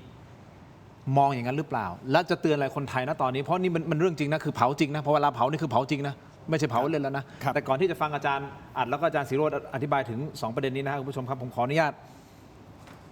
ใช้โอกาสนี้ในการมอบของซึ่งตอนนี้ฝนตกอยู่นะฮะ ครับ เสียง ให้ร่มเหรอครับ ฟ้าะ จะให้ร่มเหรอครับ ให้ลูกอม ให้ลูกอม ใจจะได้ร่ม อ๋อ แล้วก็มียาดม ไวนะเนี่ยไว แล้วก็มียาธาตุน้ำขาว อ่า เดี๋ยวผมไปทีละประเด็นคุณผู้ชม ครับ ไปทีละอย่างนะครับ แต่ที่แน่ๆคุณผู้ชมอย่าเพิ่งไปไหน เพราะว่าตอนเนี้ยผมบอกได้เลยนะครับ ร้านคาเฟ่ที่อยู่ในแถวๆบริษัทผมเนี่ยหลังจากที่เขาพยายามตึงราคามาเป็นราคาเดิมเป็นราคาน่ารักมาตลอด ขึ้นแล้วเหรอครับ ขึ้นแล้วครับล่าสุ โอ้ ด เท่าไหร่แพง เขาไม่ไหวแล้วเขาต้องขึ้นประมาณสัก15% อุ้ยเยอะนะ เขาไม่ไหวแล้วคือเขาอั้นมาไง เข้าใจ สุดท้ายผม เข้าใจ บอกยังไงก็ต้องขึ้นแล้ว และมันจะเกิดเหตุการณ์ลักษณะแบบเนี้ยทั้งหมดยกฐานทั้งหมด ในมุมของ อืม ผู้เชี่ยวชาญเศรษฐกิจระหว่างประเทศกับอาเซียนเนี่ยเราต้องระวังอะไรมากน้อยแค่ไหนแต่ก่อนที่ไปตรงนั้นขออนุญาตนะครับ อาจารย์นัทครับ ครับ มอบให้ ขอบคุณครับ าจาย์นะ ขอบคุณครับ ขอบคุณครับขอบคุณครับ นี่คือเม็ดอมซิงค์พลัสผลิตภัณฑ์ไมบาซินจากเวเตอร์ฟาร์มามี 3 สูตรที่มีคุณประโยชน์จากวิตามินหลากหลายชนิดครับเม็ดอมซิงค์พลัสวิตามินซีและโคคิวเทนกลิ่นองุ่นมะนาวเม็ดอมซิงค์พลัสลูทีนและบิวเบอรี่กลิ่นแบล็คเคอร์เรนต์เม็ดอมซิงค์พลัสเบต้ากลูแคนกลิ่นสตรอเบอรี่นะครับซิงค์มีส่วนช่วยในการทำหน้าที่ของระบบภูมิคุ้มกันและกระบวนการต่อต้านอนุมูลอิสระ ถ้าเจ็บคอไอหรืออยากเสริมภูมิคุ้มกันนะครับเลือกไมบาซินนี่นะฮะจากเวเตอร์ฟาร์มานะครับหาซื้อได้ที่ร้านสะดวกซื้อซุปเปอร์มาร์เก็ตร้านขายยาทั่วประเทศครับไมบาซินจากเกรเตอร์ฟาร์มาก้าวสู่60 ปีอย่างมั่นคงและยั่งยืนนะครับขอบคุณไมบาซินที่อยู่เคียงข้างถกไม่เถียงนะครับขอบคุณมากๆนะครับมีแฟนรายการที่บอกว่าดูรายการเป็นประจำจนเขาจำสปอนเซอร์ผมได้หมดแล้วนะครับขอบคุณมากๆนะครับคุณโรสลินนะฮะดูทุกวัน อ๋อ คุณรสลิน อ๋อจำไม่หมดอ๋อเขาบอกจำไม่หมด คุณรสลินอยู่ต่างประเทศ อ๋อเหรอฮะอย่าลืมสนับสนุนถ้ามีโอกาส เขาเป็นแฟนช่องผมด้วย อ๋อเหรอ ใช่ครับ นี่นะครับ คือยาดมสมุนไพรตามังกรทองจากอ้วยอันโอสถนะฮะนี่อาจารย์ครับ รส นี่ ลิ คื น อ ขอบคุณ รู้สึก ครับ จะอยู่ยุโรปถ้าจำไม่ อั ผิ น ด นี้ให้ใช่ไหมครับ อันนี้ให้ฮะอาจารย์ นี่ผม ให้ครับ ผมนะสุดยอดเลยเนี่ย จัดเลยฮะอาจารย์ เนี่ย แต่ อันเนี้ยผมชิมแล้วตอน ของดีนะฮะ คุ้มครองมากเลย ของดีนะฮะนี่อาจารย์มารายการผมครั้งแรกนะฮะ ครับ หลังจากที่ไม่ได้เจอกันมาเป็น10 ปีนะอาจารย์ ใช่ครับใช่ครับ ของดีนะครับคุณผู้ชมแต่ คุ้มครองครับคุ้มครอง อ้วยอันโอสถนะครับขอแนะนำยาน้ำแก้ร้อนในเขากุยครับจากอ้วยอันโอสถเช่นเดียวกันนะครับนี่คือยาที่บรรเทาไข้ตัวร้อนทานได้ทั้งเด็กและผู้ใหญ่นะครับมีจำหน่ายตามร้านขายยาทั่วประเทศ อ่านคำเตือนในฉลากและเอกสารกำกับผลิตภัณฑ์ก่อนใช้นะครับนี่คือยาน้ำแก้ร้อนในเขากุยจากอ้วยอันโอสถนะครับขอบคุณมากๆครับอ้วยอันโอสถนะฮะที่อยู่เคียงข้างถกไม่เถียงนะครับน่ารักกับเราเสมอขอบคุณมากๆนะครับส่วนอีกเจ้าหนึ่งผมบอกได้เลยฮะอันนี้ก็น่ารักกับถกไม่เถียงแล้วก็คอยสนับสนุนเราตลอดเหมือนนั่นนะฮะก็คือนี่ฮะยาธาตุน้ำขาว49 บาทฝาสีฟ้าตราหารคู่นะครับมาตรฐานสากลหาซื้อง่าย ตามร้านขายยาแผนปัจจุบันทั่วไปนะครับราคาเพียง49 บาทเข้าถึงง่ายจาก HK Pharmaceutical นะครับนี่คือยาท่าตุน้ำขาวที่แก้ท้องอืดท้องเฟ้อรักษาลำไส้อักเสบฆ่าเชื้อโรคในลำไส้นะครับยาท่าตุน้ำขาว49 บาทฝาสีฟ้าตราหารคู่ขอบคุณมากๆนะครับยาท่าตุน้ำขาวหารคู่ที่อยู่เคียงข้างถกไม่เถียงนะครับขอบคุณมากๆครับที่ทำให้เรายังมีรายการต่อไปได้นะฮะผู้ใหญ่ใจดีหลายๆท่านเลยนะครับขอบคุณมากๆจริงๆ แต่ยาธาตุดีนะครับผมกินประจำเลยนะครับ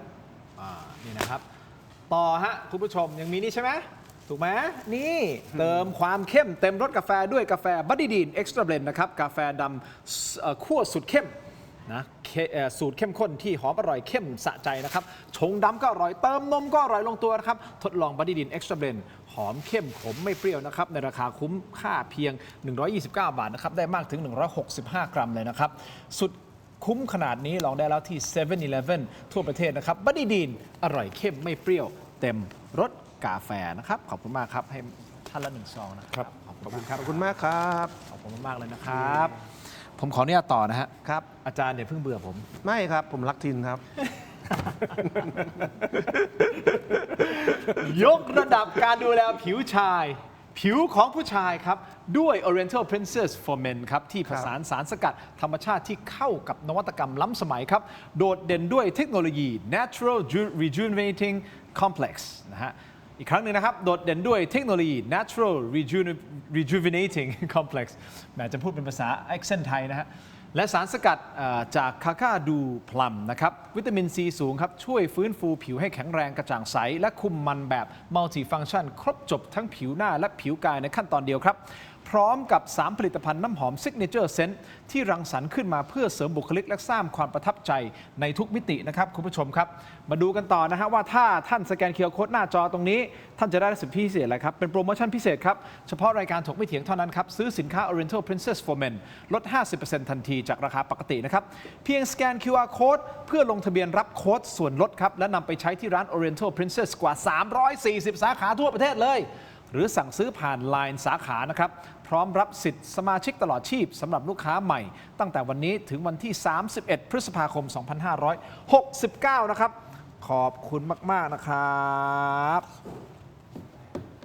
นี่ฮะมอบให้นะครับนี่คือ Oriental Princess for Men Mysterious Allure นะครับเป็น Loaded Toilet นะฮะฉีดกายหอมแน่นอนนะครับให้ทั้งสองท่านนะครับ ขอบคุณ จาก มากๆ Oriental ครับ Princess ขอบคุณครับ ขอบคุณครับ ขอบคุณครับ ขอบคุณครับ จบไหมพี่น้อง จบไหม ผม อาจารย์ ผมไม่เจอคุณทินมา 10 ปี 10 ปีฮะ คุณทิน ประมาณ เปลี่ยนไปเยอะมากเลย ขายของเก่งมากครับ ต้องขายออนไลน์ด้วยนะ เก่งๆไม่ต้องขายออนไลน์ แก่แล้วป่ะอาจารย์ว่าผมแก่ใช่ไหม ขายของเก่งแล้วพูดคล่องมาก โอเค นิดเดียวสุดท้ายสุดฮะนี่คือ rare item ที่อยู่ในกล่องนี้นะครับ นี่คือ box set ฮะถกไม่ถึงครบรอบ 5 ปีนะครับ คุณผู้ชมครับ สแกน QR Code หน้าจอ สั่งซื้อในราคาเพียง 799 บาทนะครับ มีไอเทมสุดหายาก 3 ชิ้นด้วยกันนะฮะ1คือเสื้อตัวนี้ครับ นี่คือเสื้อแบบเจอร์ซี่นะฮะเนื้อผ้านี่นุ่มใส่สบายนะอาจารย์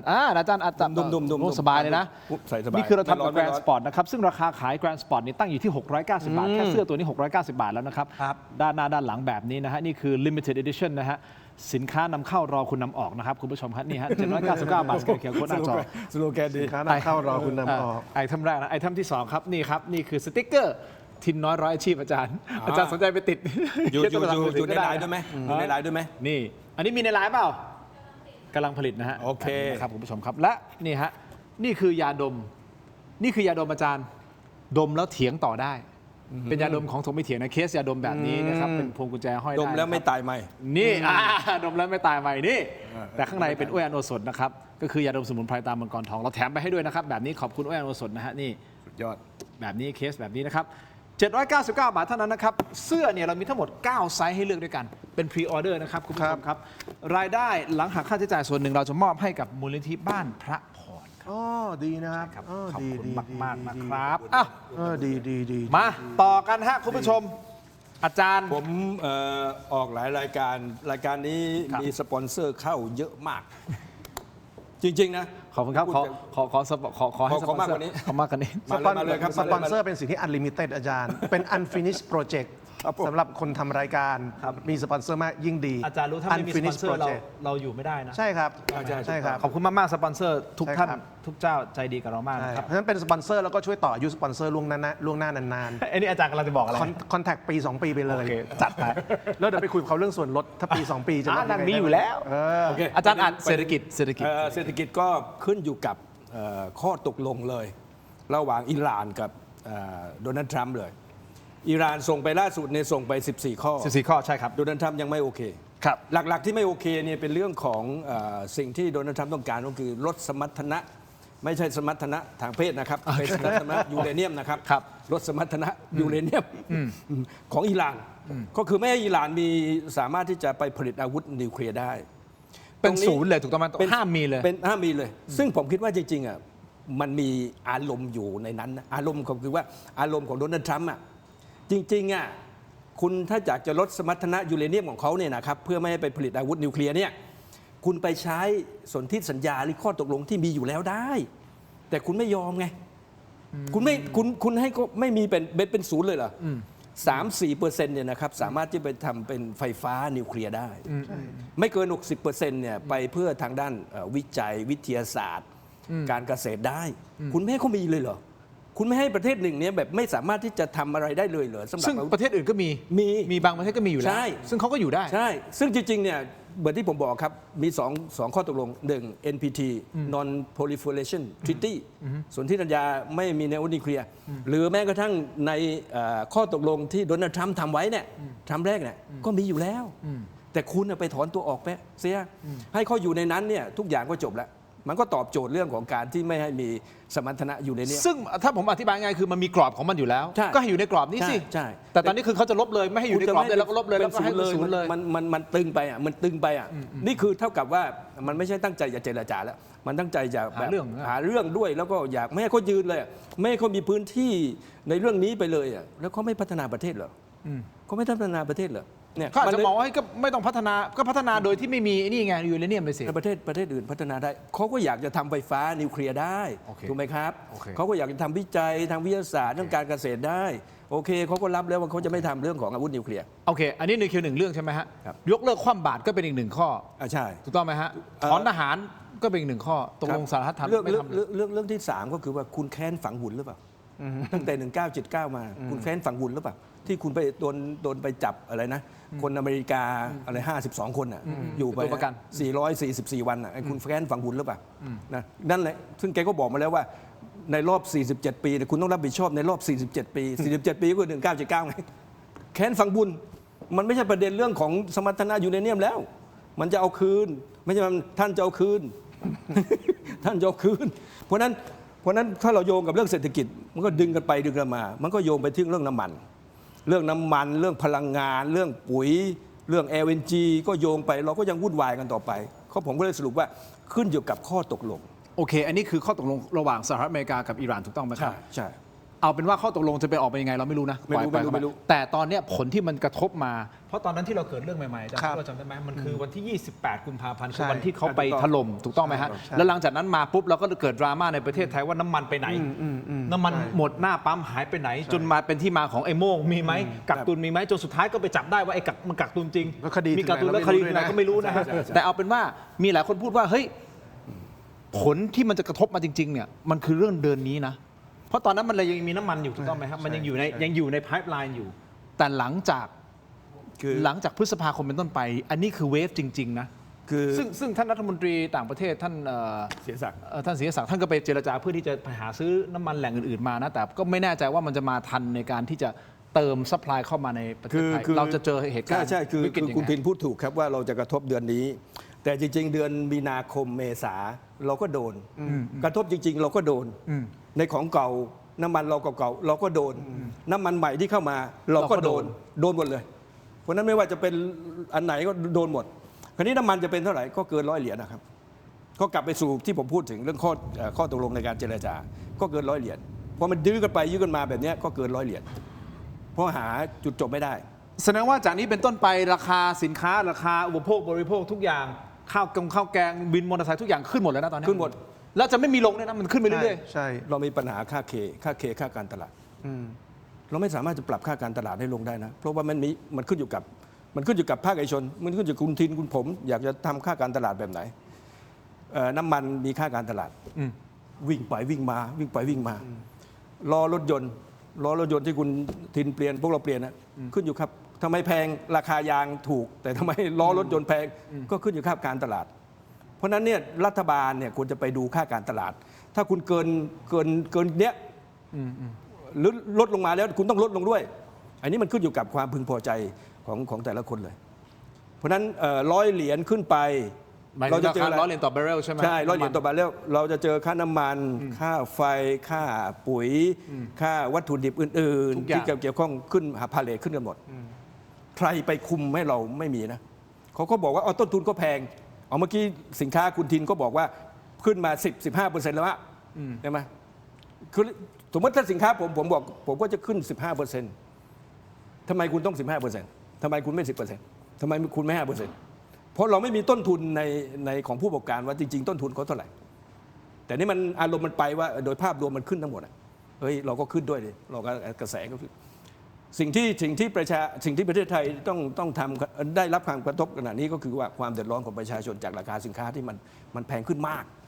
แล้วมันไม่ลง จริง ๆ บางช่วงมันลงใช่ไหมเดื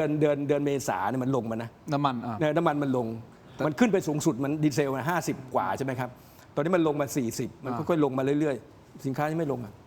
มันขึ้นแล้วไม่ขึ้นมันขึ้นแล้วขึ้นเลย เอาก็คุณถ้าคุณมีตัวเคปรับอ่ะเฮ้ยคุณเกินตัวเคไปแล้วนะเว้ยไม่ได้ แล้วใครเป็นคนกำหนดตัวเค รัฐบาลสิครับรัฐบาลต้องคิดแล้ว พาณิชย์มา ก็แน่นอนเพราะเกี่ยวข้องกับสินค้าโดยตรง อาจจะต้องเป็นออกเป็นกฎหมายพรกหรือพรบอะไรก็แล้วแต่นะกำหนดค่าเคในแต่ละสินค้า หรืออาจจะเป็นกฎกระทรวงก็ได้ลงระดับกระทรวง อันนี้ก็จะช่วยแบ่งเบาภาระค่าใช้จ่ายของประชาชนในสภาพปัจจุบัน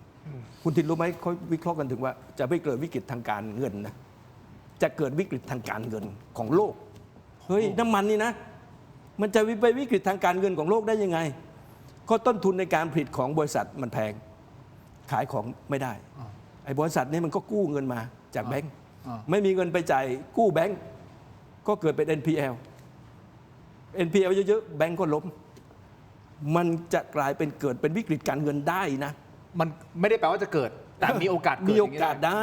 ขึ้นอยู่กับการพัฒนาที่ผมพูดถึงในระหว่างอิหร่านกับสหรัฐอเมริกา เพราะฉะนั้นอยู่ที่ประธานาธิบดีโดนัลด์ทรัมป์ ใช่ 2008 เราเกิด financial crisis เลแมนบัตเตอร์ล้มใช่ไหมครับ มันมีสัญญาณมา2 ปีนะ เรื่องของฟองสบู่ของอสังหาริมทรัพย์มันมีสัญญาณปี 2 ปีนะ